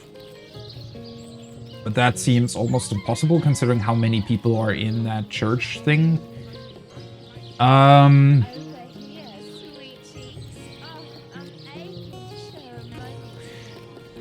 Considering that dialogue that's still playing in the background, I'm halfway considering just, you know, paying Ruby for her services. But mainly to... Well, who am I kidding? No, well, first of all, I would be interested if the game has anything special going on there, right? Or if it's just fading to black and that's it. But also, it would be pretty awesome if you had a chance to ask them some more specific questions about the town or about people that might be their clients. I don't know. Then again, even Bonnie just... I mean, she did tell us something interesting about that weird fellow that locked her up in the room with the bomb, but beyond that, not much really in terms of what we're actually trying to accomplish here. Well, anyways, let's take a look at this last bit here. I mean, we don't need to necessarily divulge our plans or whatever to this Lawrence fellow.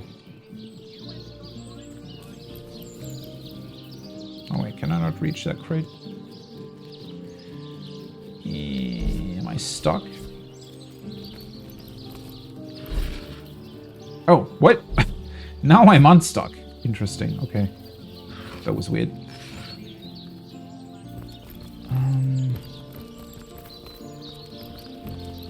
Yeah, this is just another town entrance, right? Beware of the lost ones out there, Wanderer. Their blood is impure.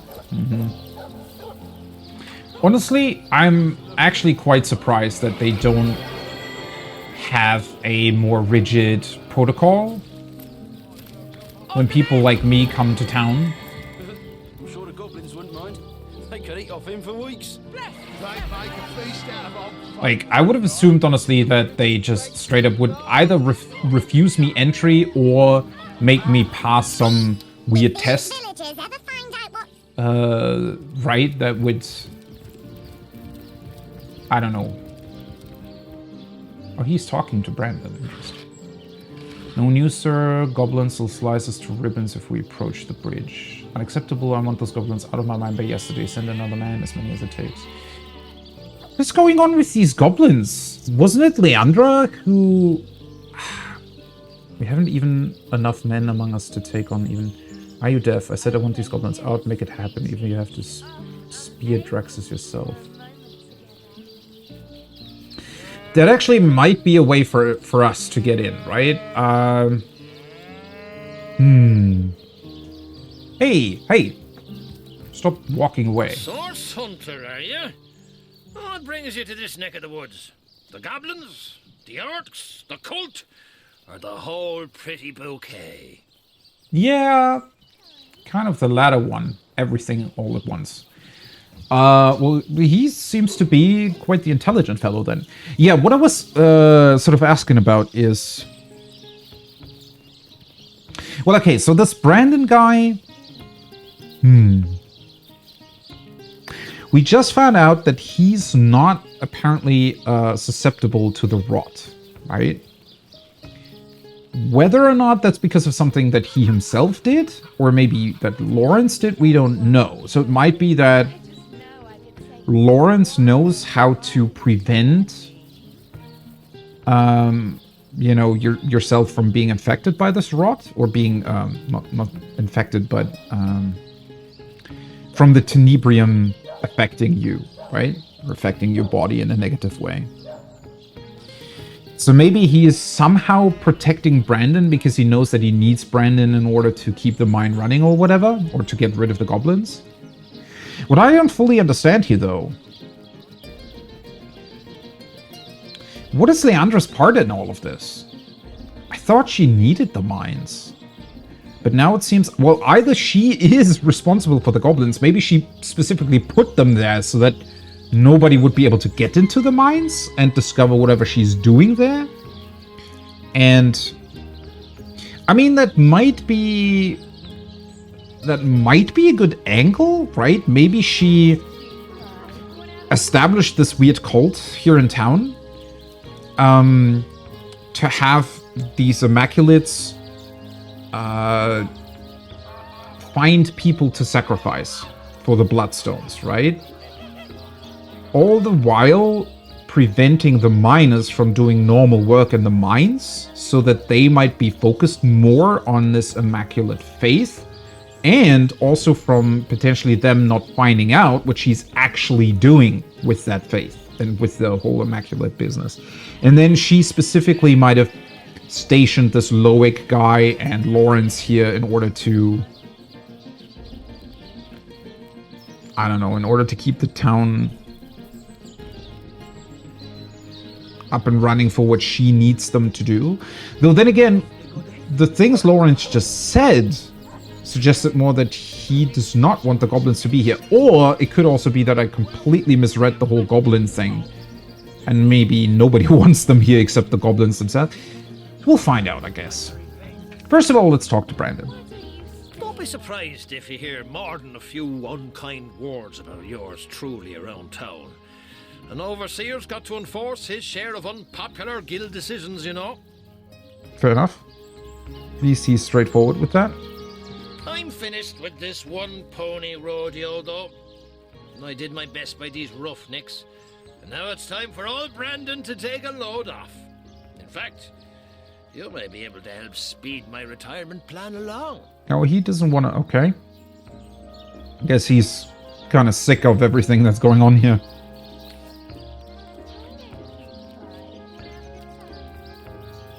Yeah, sure. Let's hear the details. Let's hear the details. No crooked plans shall cross these ears. Well, I mean, certainly there are going to be crooked plans if they're behind the backs of the Immaculates. I must say, I'm also intrigued.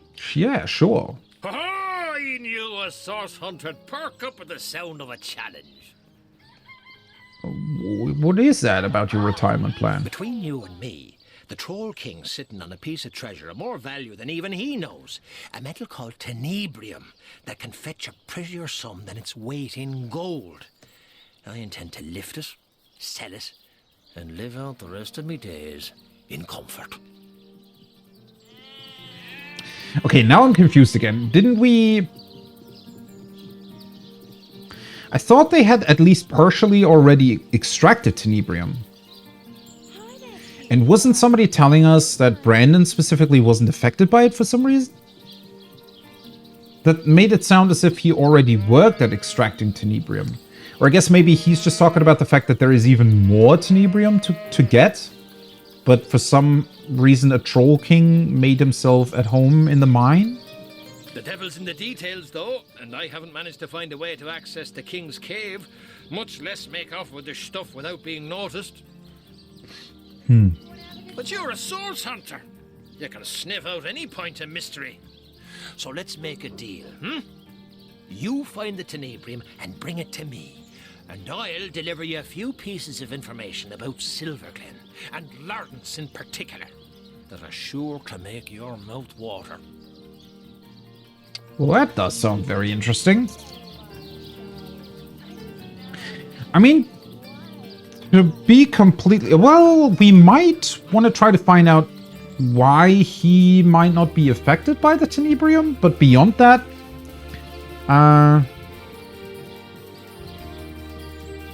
Beyond that, I think it might be worth doing this. I mean, both the priests and Lawrence definitely seem to be key figures in whatever is going on there, and also potentially connected to Leandra directly. So knowing more about Lawrence, definitely a really good idea. And honestly, I don't care who gets the tenebrium, really, at the end of the day. I mean, if Brandon knows how to handle it, why not? And he kind of seems to. Although, obviously, that's also quite mysterious as to why he just doesn't really care about the negative side effects, seemingly. I wouldn't wish the wrath on me worst enemy, though. So let me give you a little something to contain the tenebrium bars.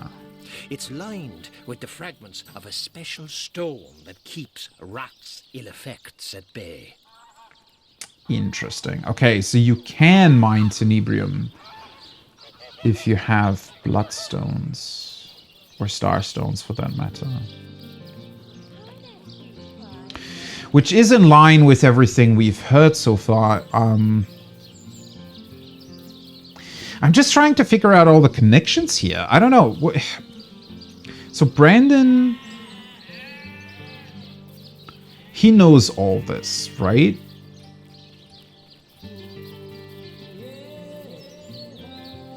I guess everybody does. So...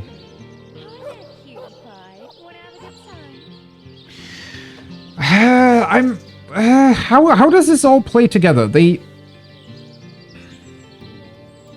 Well, we didn't really know that many specifics previously about the whole rot and everything, right? So maybe what actually happened is that they kind of found the tenebrium and tried to mine it, and everybody got sick. And maybe Leandra just took that opportunity and realized, hey, if I show them a cure to this, like it's two things at once, right? Because she could both kind of sneak her weird little faith in here by telling them, hey, this is like granted to you by a goddess, the fact that these bloodstones can keep them from getting ill, while at the same time utilizing that fact together with a mine to get more tenebrium for her own gains. Even though, well, I'm not entirely sure if she even needs tenebrium. Kind of fail to see how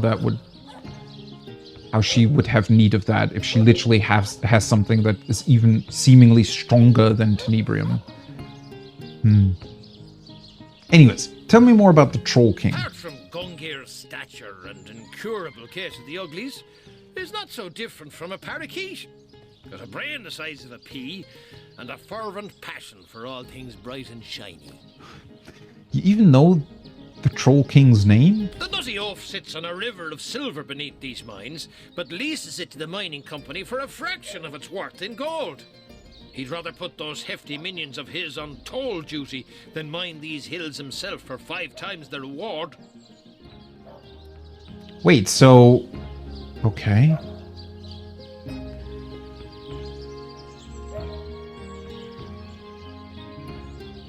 So the troll actually leased the mine to the mining company? What? I did not expect that to be a thing. And then he sends out other trolls to do toll duty. I mean, we've met one of those. How did I get past him? Did I even try to get past him? I think I just faked. Oh, right. Didn't we find that funny book that told us how to speak in Troll? And I think I managed to select the right answers, and the Troll just didn't care for us anymore. Or let us pass, rather, without having to pay. I think something like that. That is such a crazy, weird setup, though, right? To have a troll that actually leases out a mine that he himself more or less lives in to a company to... Okay. I can't be certain myself where his cave is located, but at least one of those oaf lackeys of his must know where to look. They've got to do something with all the gold they've gathered in the course of guarding those damn bridges, haven't they? Well, they probably just keep it somewhere. Don't do anything with it. I'm no man to refuse a source hunter. Ask away, friend. What do you know about the Immaculates? That circus rolled into town shortly after the Tenebrium was discovered. Uh-huh. Some freak woman with a freak gemstone managed to cure rot by some strange magic and convinced most of the locals that she were the conduit of the goddess or some such tripe. It's funny though. I mean, this Brandon guy doesn't seem to have been taken by that weird faith at all, right?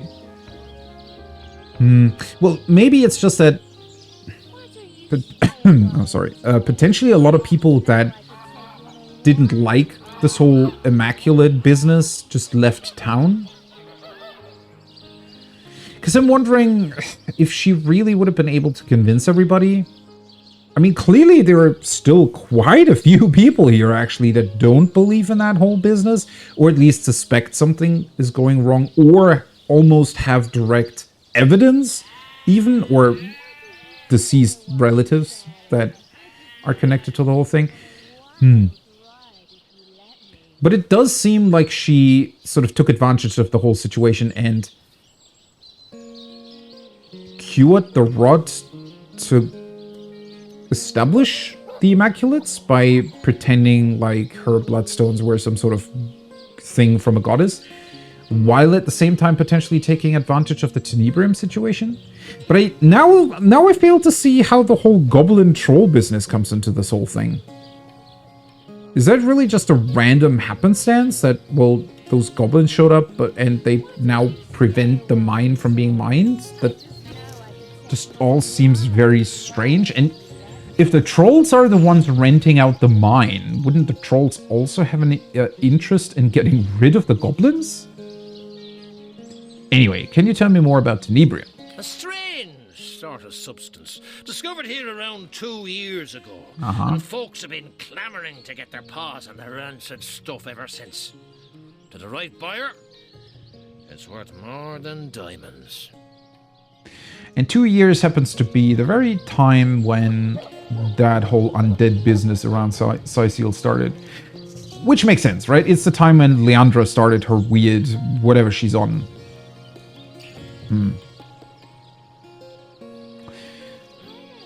And this rot business? Rot? Oh, you're a curious sort of fella, aren't you? Ask around. Half the men here have a brother who died from it. The other half were cured by that cult.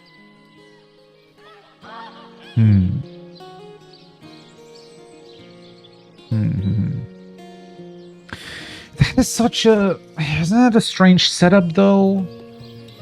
I mean, okay, granted, right? That whole Immaculate business... I can definitely see how somebody who saw people dying from this rot and then subsequently got cured by some, for them, crazy godlike healing magic from these special stones, how they would turn to this fake religion thing, right? Well, I guess the idea here is that they also stopped being miners. Because I would think that most people would still try to be as far away from the Tenebrium stuff as possible if they had known people died to it, right? Or even had family members die to it. Even if they had a cure for it, they would probably still stay far away from it. So... I mean, maybe Lawrence is an entirely independent party. That could also be a thing. That he's just... He wants to mine that stuff. And he doesn't even really care about Leandra and her business? Let's see if he knows something about Ben. I remember him well. Decent man, strong-backed, but something of a funny accent, no? He managed to leave Silverglen alive, but as I recall, the symptoms of wrath were already upon him. Especially... His wife made it seem like they were living fairly far away. It's still... actually crazy that he managed to get back home, huh? Well, kick my cap and call me Sue. Taking tasks from backdealers, are we? God's almighty. Your squawking is so much like an angry mockingbird's. Considering that Medora actually left the party last time because I accidentally teleported her too much, makes me wonder if I go against her sort of ideals too many times, if she will also just end up leaving the party. I hope that's not something that can happen. I don't know, usually I wouldn't necessarily be against it, right? I kind of like the idea of having to, you know, yeah, having to adhere to your party members' ideals in terms of how you deal with certain situations. I mean, that's what I really, really enjoyed about Dragon Age Origins back in the day, is how well those interactions will build up between you and your party members, and how well you could actually, you know, sort of... I mean, there was a whole system built around your party members having certain ideals and, you know, ideas about how you should deal with certain individuals. And they could even fight amongst themselves, if I recall correctly.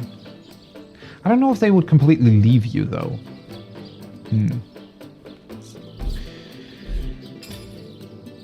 The Troll's Bounty. Brennan asked us to steal some tenebrium from the Troll King.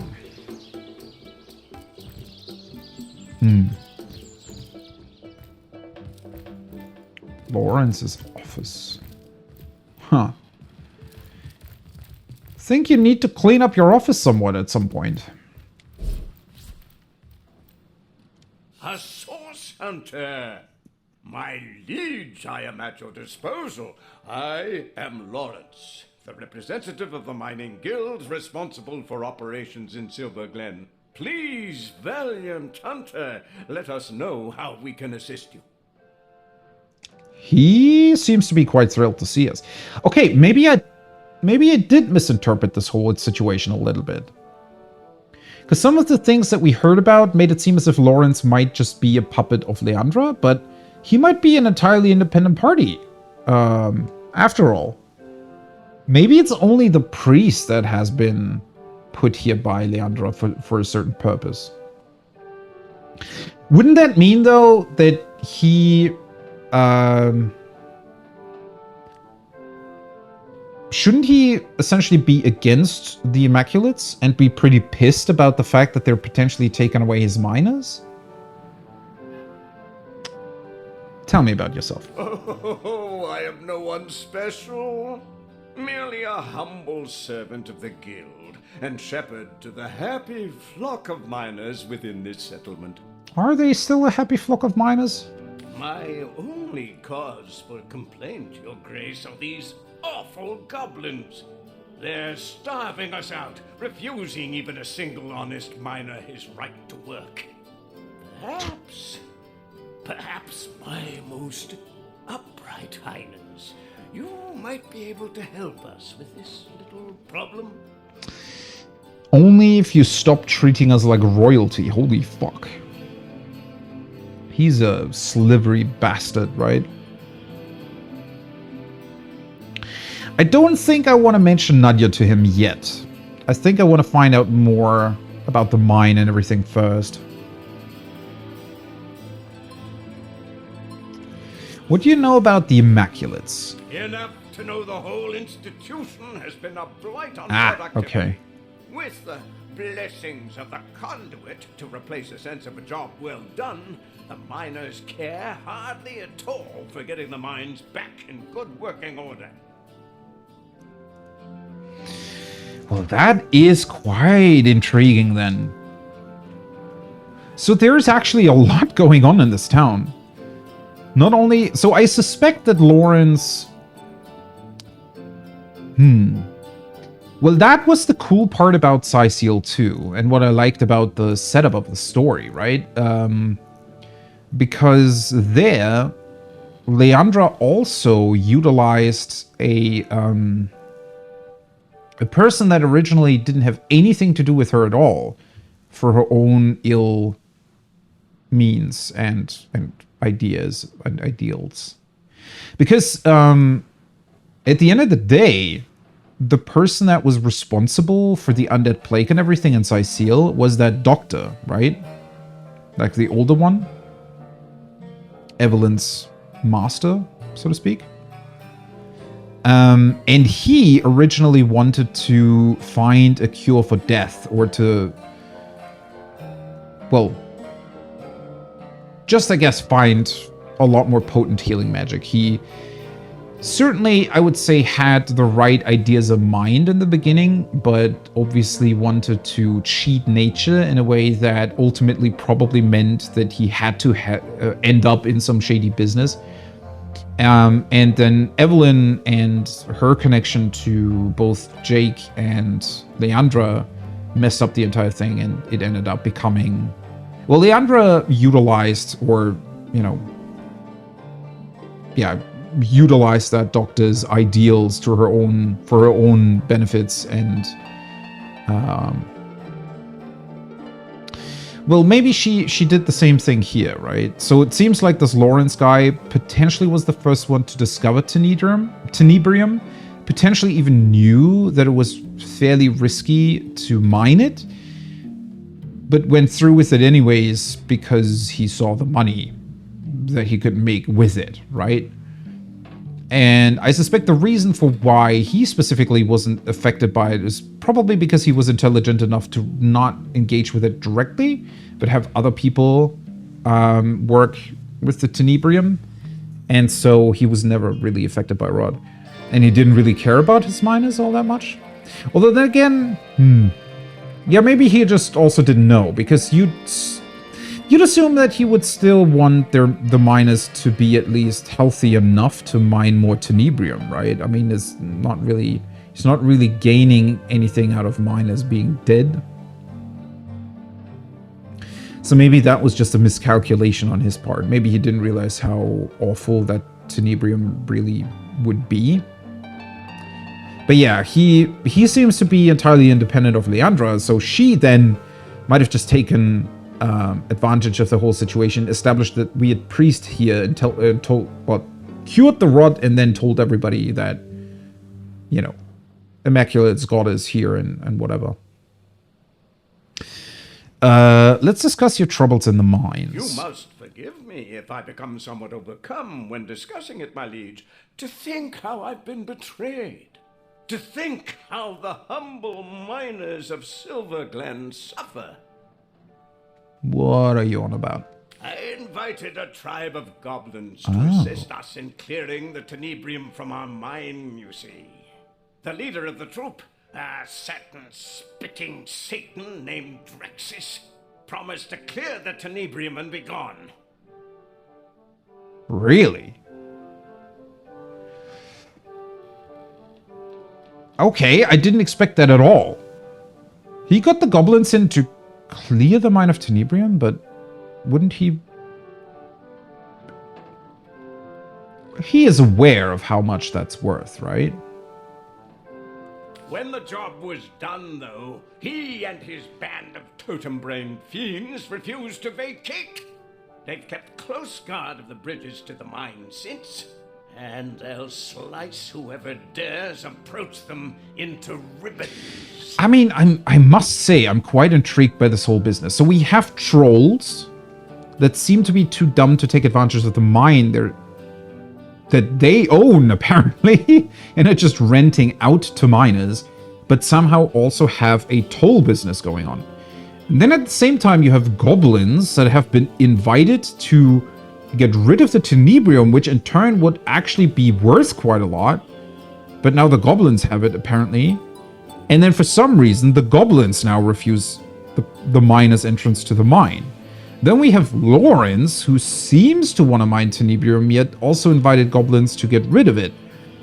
Then we have Loic and the Immaculates, and potentially Leandra being connected to that. What is going on here? It seems there's like at least 4 or 5 different factions that all try to do different things, yet might also be under the influence of somebody else, who's then trying to achieve their own goals. This seems pretty, at least at this point, it seems quite intricate in terms of different plot lines and things that are going on here. Much more so than what I was expecting. These goblins follow Drexis like lemmings, Your Grace, and if only I could undo the traitor, they'd slither back to the swamp they crawled from. Drexis's head on my mantle would save countless miners from a slow starvation, my liege. What's one goblin over countless disenfranchised workers? I mean, to be perfectly honest, the workers don't seem to be doing too bad. Most of them seem to be drinking in the tavern. And I don't fully understand how they're able to do that if they're out of work currently, but okay. I do have to say, though, I definitely don't trust him enough to be on his side 100% in terms of this Drexis fellow. Because there might also be, I mean, maybe this Lawrence guy didn't even tell them about the tenebrium or about its effects or something, and maybe the goblins are,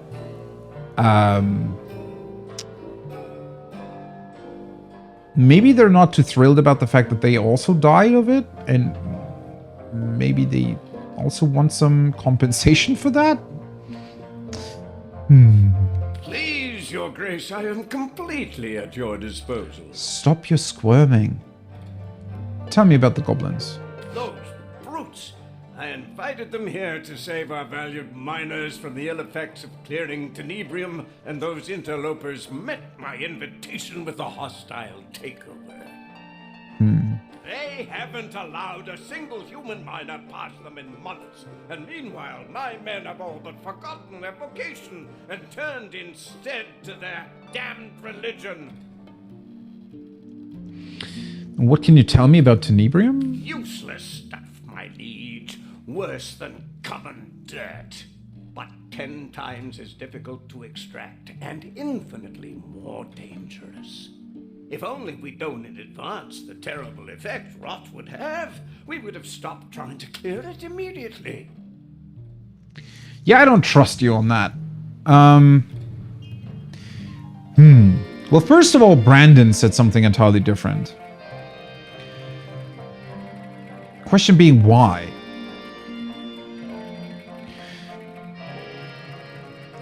Well, with the way he's trying to sort of awkwardly, you know, getting on our good side, he might just be straight up lying about this. Maybe he's afraid that we'll take the tenebrium for ourselves or something if he knew how much it is worth. Or maybe he wants to detract from the fact that he is secretly... So, yeah, I mean, that might be it. That he's running some sort of secret operation beneath, like, underneath the mine, the whole normal mining business, and just taking the tenebrium for himself.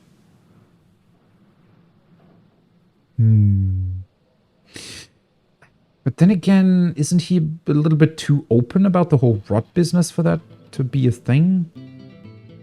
What is rot exactly? Yes, a dreadful business, that. I've been fortunate enough to avoid the sickness so far, my liege. but my heart truly breaks for the families of those who've been afflicted. Yeah, sure, buddy. I still think that he somehow must have some sort of way to... Well, I mean, maybe it's just these specific containers that Brandon hinted at, right? Some special container that we can put it into so that we're not rotting.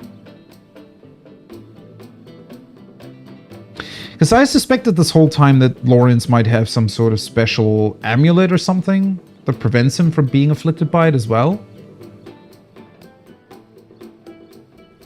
But now that I'm not fully sure if he's even in any sort of capacity linked to Leandra, I'm also not sure if he even has... If he would have some sort of... Because I thought...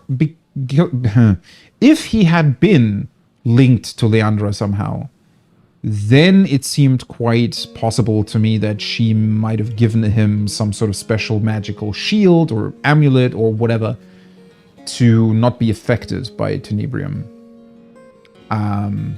But if he's not connected to her, then I do wonder if that's a thing, or maybe he's just been very careful not to touch it himself and instead made others do his business. Yeah, I mean, there are a couple of contradicting things here, right? Because if he truly wanted Tenebrium to be, or if he truly wants to make money off of it, doesn't he, or wouldn't he try to keep it as secret as possible and also potentially keep the effects of it as secret as possible?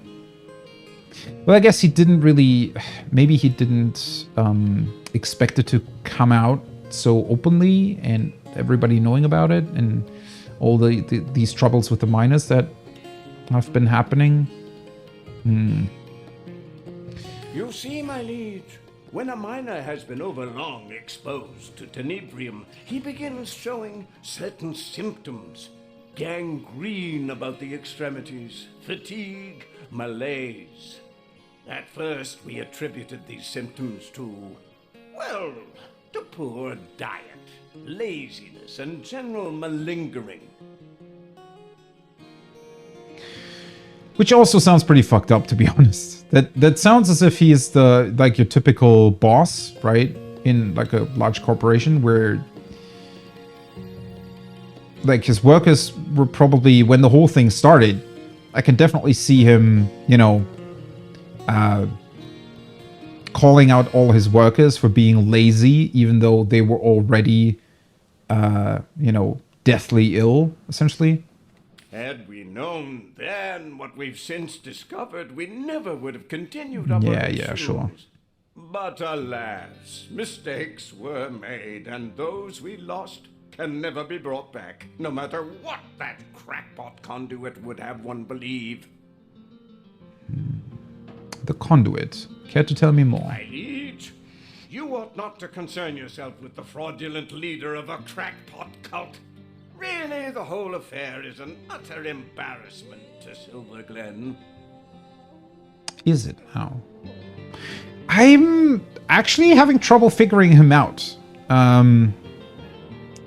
mean, he very much, he's very sleazy, right? He seems to want to get on our good side, but even, I don't know if that's even a thing that he sort of puts on. Like, maybe he wants us to believe that he is just trying, that he wants to convince us of whatever he's saying. So, I don't know. Would he really play some sort of weird double cross move on us? Because I can't quite figure out if he really opposes Leandra. Or if maybe she offered him something. And he's just pretending to dislike her? But what would that really... I mean, that might potentially benefit him. Not her so much. Or maybe he... I mean, it might be that he truly didn't think that so many problems would be arising with the whole Tenebrium business. And so at first he might have seen the money in it and subsequently just realized it's not worth it. And so he also didn't like Leandra, who potentially suggested the whole thing in the first place. Some insane huckster calling herself the conduit of the goddess made her way to Silverglen at the height of the rot hold on our miners. The people were desperate, you see. Yo, she definitely picked the right circumstances for that, didn't she? When by magic or illusion she managed to cure a handful of them of the affliction, every last one of the bunch began speaking of her as though she were some messiah. Now most of the town is taken with her little cult of immaculates, as she calls them. Maybe he actually does not like her. Fortunately for her, she disappeared shortly after her little trick. Or I would have thrown her into prison and swallowed the key myself. Imagine hypnotizing an entire town with nothing more than snake oil.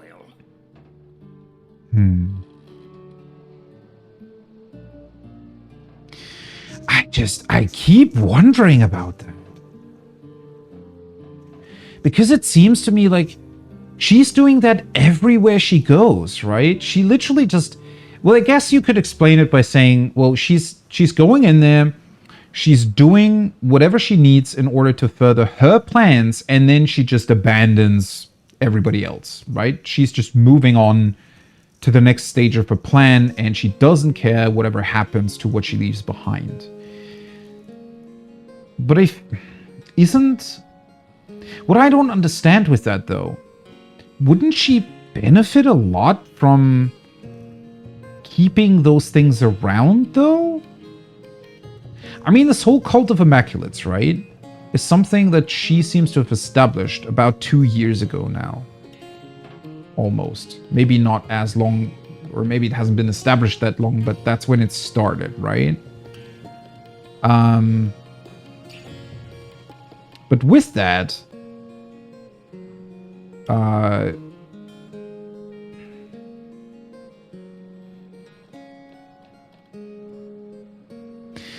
yeah, I really don't know. For example, we were also, I would say that, and I think I even mentioned this last time, is that we were suddenly just able to free Ikara. I mean, Leandra must have known that we would be capable of killing Boreas, right? I don't think that she underestimated us that much. So did she not care that we were freeing Ikara? I mean, it might just be that she works very efficiently and just said, well,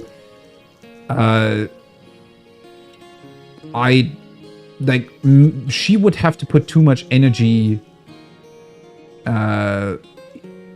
against us and maybe personally have to stop us from freeing Ikara. And she didn't want that because it would have taken time away. Like, to a certain degree, I think that she thinks that whenever she can actually get through with her entire plan, everything else will be unimportant anyways, right? And so she hyper-focuses on that and doesn't care too much about everything else. But then why go through the trouble of actually encasing Ikara in ice, right? If you wouldn't want that to be permanent. I mean, maybe the way she deals with things changed over those 2 years as well. I can't quite figure her out. Because, okay, what I find weird with all of this is that a guy like this Lawrence here, right? Wouldn't he be somebody you could get rid of quite effectively or quite easily in Leandra's position? Wouldn't it have made more sense for her to potentially just replace him with somebody that was really faithful to her and could... I mean, maybe she doesn't care about the mine, but I don't know. All of this is just... Okay, I guess bottom line here is that there is a lot going on in this town that could theoretically bring her whole immaculate business come crashing down, right? Because aside from us, who are now here as well, there do seem to be quite a few people who are either already investigating the whole Tenebrium business and or are openly against the Immaculates being here or being a thing in general. And then you have somebody like Lawrence, who seems to be a pretty greedy sort of mining overseer, who probably also wants to somehow get rid of the Immaculates in order to make his mining business, you know, more profitable again. I feel like that's a little bit much in terms of potential, you know, points that can easily go against what Leandra is trying to do here. While at the same time, I feel like she would be powerful enough to just, for example, have Lawrence killed somehow and replace him with somebody else who doesn't even want to reopen the mine or something, right? I don't know. I really don't get her angle all that much. Also, do I want to ask him about Ben? I don't want to antagonize him yet. I mean, it's an innocent question. Let's try. Ah, yes. Ben. Of course, one of our many noble miners, Your Grace. A smallish man. I believe he's around here somewhere, isn't he? Okay, does he not even... Okay, it seems like he doesn't even know who Ben is. He's lying, isn't he? I'm pretty sure. Yeah, let's not accuse him of anything yet.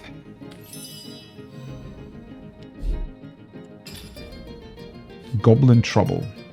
Lawrence, the representative of the mining guild, told us that goblins have overtaken the Lucula mines. He wants the head of Drexus, the goblin leader, for his mantle.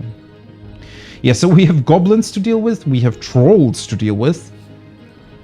Somehow have to find out stuff about Tenebrium, while at the same time figuring out what the Immaculates are even potentially trying to do here.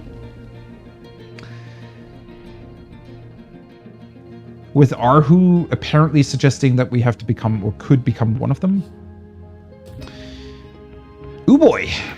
Well, that's a lot of stuff to deal with, huh?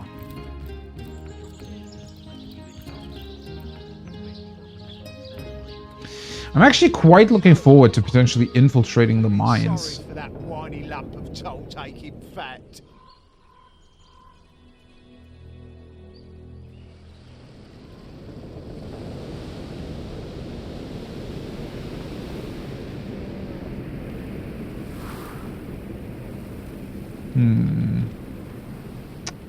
Why don't you stay a while, darling?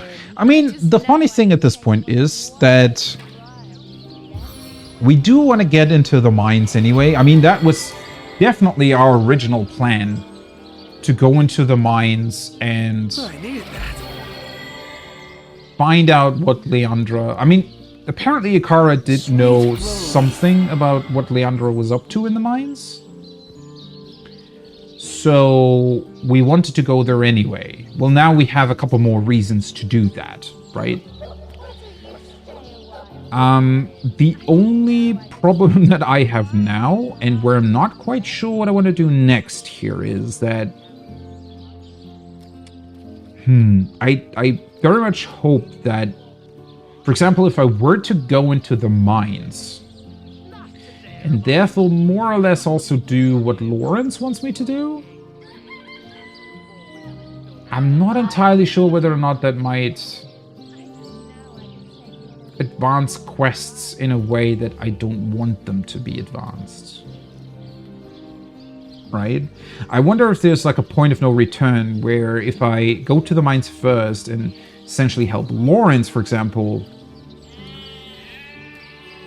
if that means that at some point we'll just get the whole Tenebrium business up and running, and then Nadja will be, you know, not that pleased with all of it because we didn't really do her investigation justice. I mean, at the end of the day, I can't know what advances what, right? So I should just do what I want to do anyways. Just probably go towards the mine at least. I mean, I'm very much looking forward to getting into more combat, to be honest, at this point, so... Anyways, Medora, what's up? I don't mean to make trouble where there ain't any, comrade, but in my years of hunting source, I learned that anyone so eager to climb into your lap after a moment's meeting is hiding something they hope you won't discover. Absolutely agree with you there. I'm not saying this Lawrence character is involved in sorcery, but it wouldn't exactly surprise me a lick to find out he knows more than he's letting on. Well, he definitely does. The one thing that I guess that would be one of the more important details here is I have no freaking clue how Tenebrium might be connected to Source, right? Surely they're both very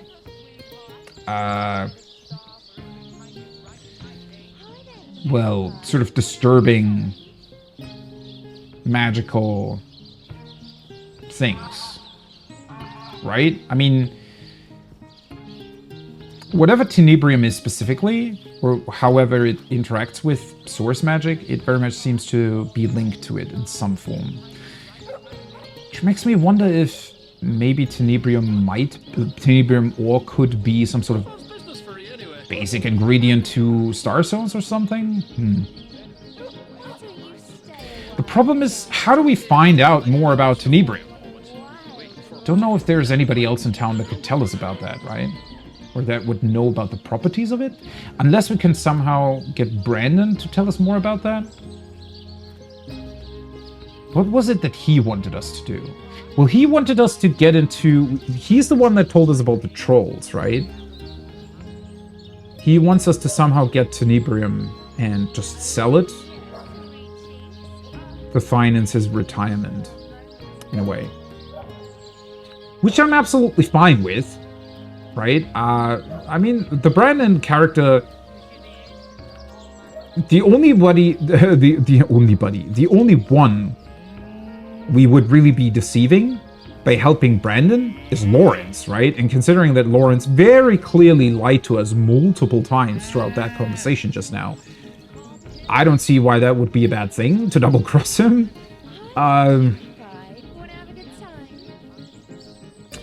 I mean, either way, it seems to be that for most things that we can do here, we have to head into the mine anyways, right?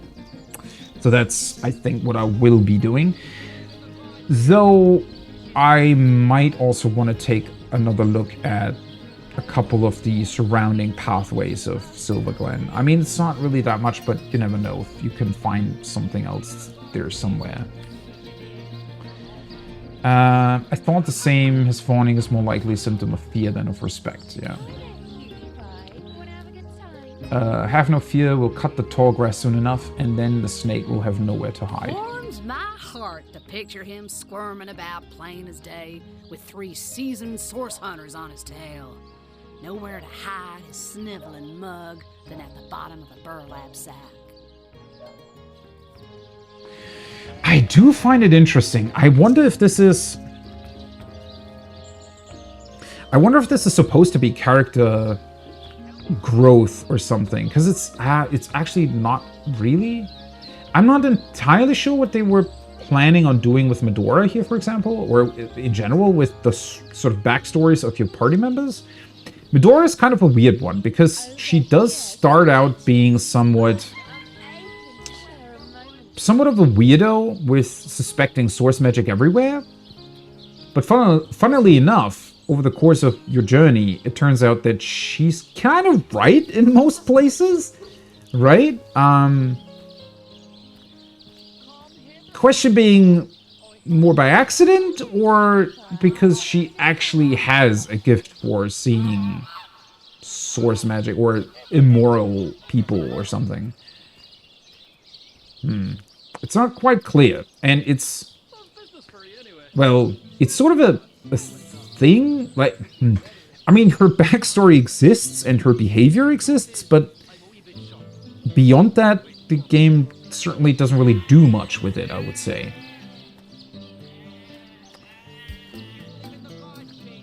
It just more or less confirms that she was right to begin with. I don't know.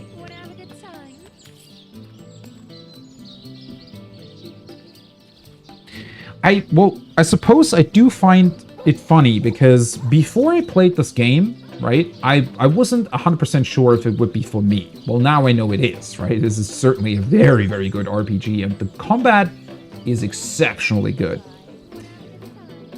But in order to find out whether or not it would be worth buying, I did watch, I think it was like 2 reviews or something, right? And I kind of did make sure to watch it from sources where I knew they wouldn't really spoil anything. But somebody in those reviews actually mentioned that Medora was somewhat of a conspiracy theorist, right? And that it was getting tiresome for them to have her constantly spew out this, oh, it's source magic, right? We need to get rid of them, blah, blah, blah.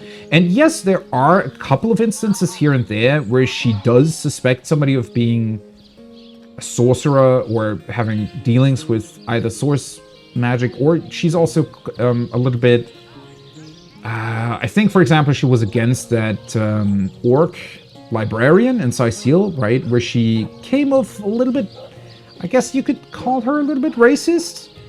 Although I don't think it was that, you know, it wasn't too bad in that regard.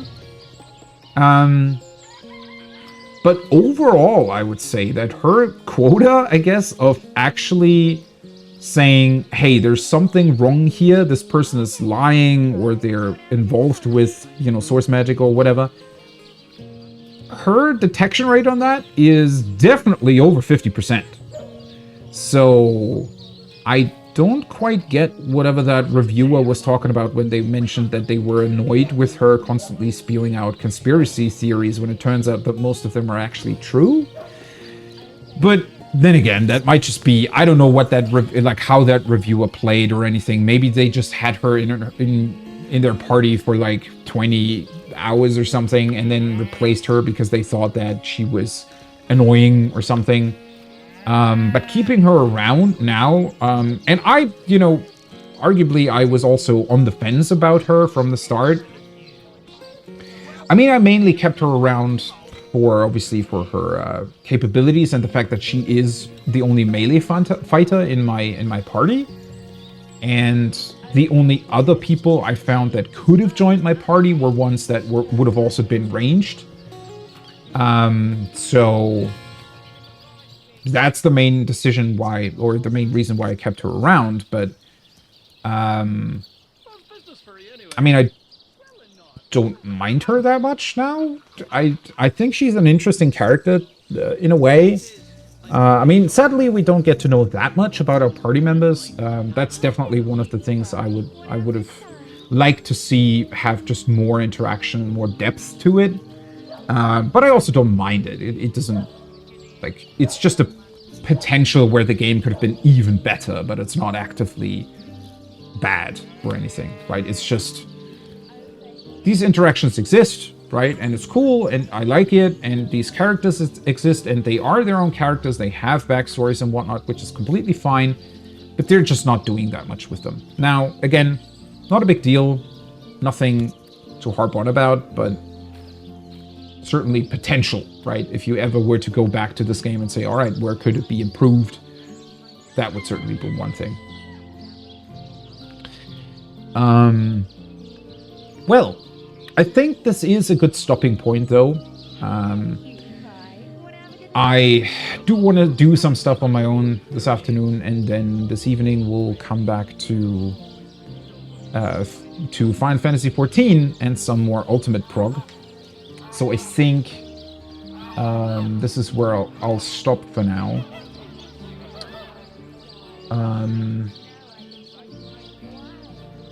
Stream title didn't entirely fit, right? It was more discovering Silverglen than interacting more with Highbeheim Sentinels, even though I did solve that puzzle with those weird Sentinels around the well that ultimately gave me a medallion that I'm never going to use.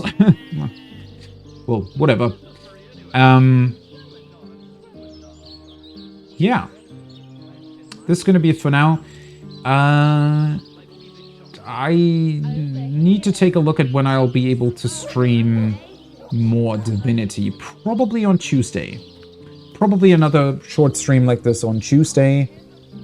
And then hopefully later during the week, a longer stream again.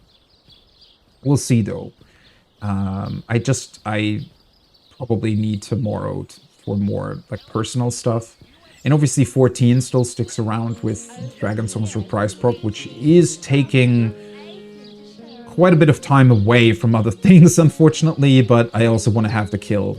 It's one of those weird things in 14 where I'm sometimes on the fence about it because I know...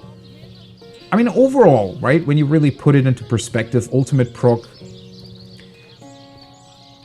doesn't take too much time. But it is somewhat equivalent to an RPG playthrough, or at least half an RPG playthrough or something, right? So you always have to keep in mind that the hours that I put into an Ultimate prog could also mean an entire playthrough of another game, or potentially even more games if they're shorter ones, right? And there are still so many games that I want to play that I sometimes regret a little bit of playing 14 so much. But I also know how it would bug me if I did not do that, right? Because I still am mad at myself for not having done the old Ultimates when they were current. Meaning, both UCOP, the Unending Coil of Bahamut, and Ultima Weapon Ultimate. I mean, Ultima Weapon Ultimate not so much, and that one I did clear, and it's kind of fine, but...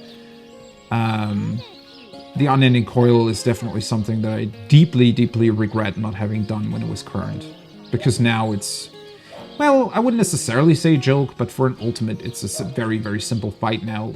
Specifically because we are so much stronger than we were when it originally launched. But anyways, that's a topic for another game. Thanks for watching, thanks for being here and checking out Divinity Original Sin with me. I know it was definitely a little bit of a slower episode this time around because, well, it was a bunch of figuring weird puzzles out in the beginning and not even figuring them out by myself so much. We did finally get to Silverglen, and I think we got to see a lot of different people here, got to meet a lot of different people. We actually did solve one quest with that weird bomb, which that I didn't expect to be a thing. But yeah, there will probably be more action next time, and I do crave some action because the turn-based combat in this game is really, really good. And the more things you get in terms of skills, right, the more stuff you have to play with in an encounter just makes it even more fun. I do have to say that I think I'm at a point in this game where it's probably gonna get easier and easier as things progress, because the sheer amount of spells I have at my disposal now means that I'll probably always have an answer for whatever situation the game throws at me, and I have a lot of ways with which I can deal with enemies and whatnot. So I don't expect the game to be too difficult moving forward. Not that it ever was. As always with RPGs, sadly, the sort of beginning hours and beginning encounters were certainly the most difficult, right? Everything up until level 5-ish, I would say, were definitely... I mean, you just have to go back to watch my encounter at the lighthouse and seeing how much difficulty I had with that. But yeah, we'll see about that. I'm definitely looking forward a lot to going into those mines and potentially fight some goblins and trolls. Even though there might also be a possibility that we can resolve everything peacefully. There will still be encounters of some sort, I suspect, but anyways. We'll see about that probably on Tuesday. If you want to keep up to date, I'll post my stream schedule on Twitch regularly and, you know, change it whenever I have to. If you want to know when I'll be live next. Until then, I hope you have a great rest of your day, evening, morning, wherever you are, and maybe I'll see you for Final Fantasy this evening and some more Ultimate Proc. Bye-bye!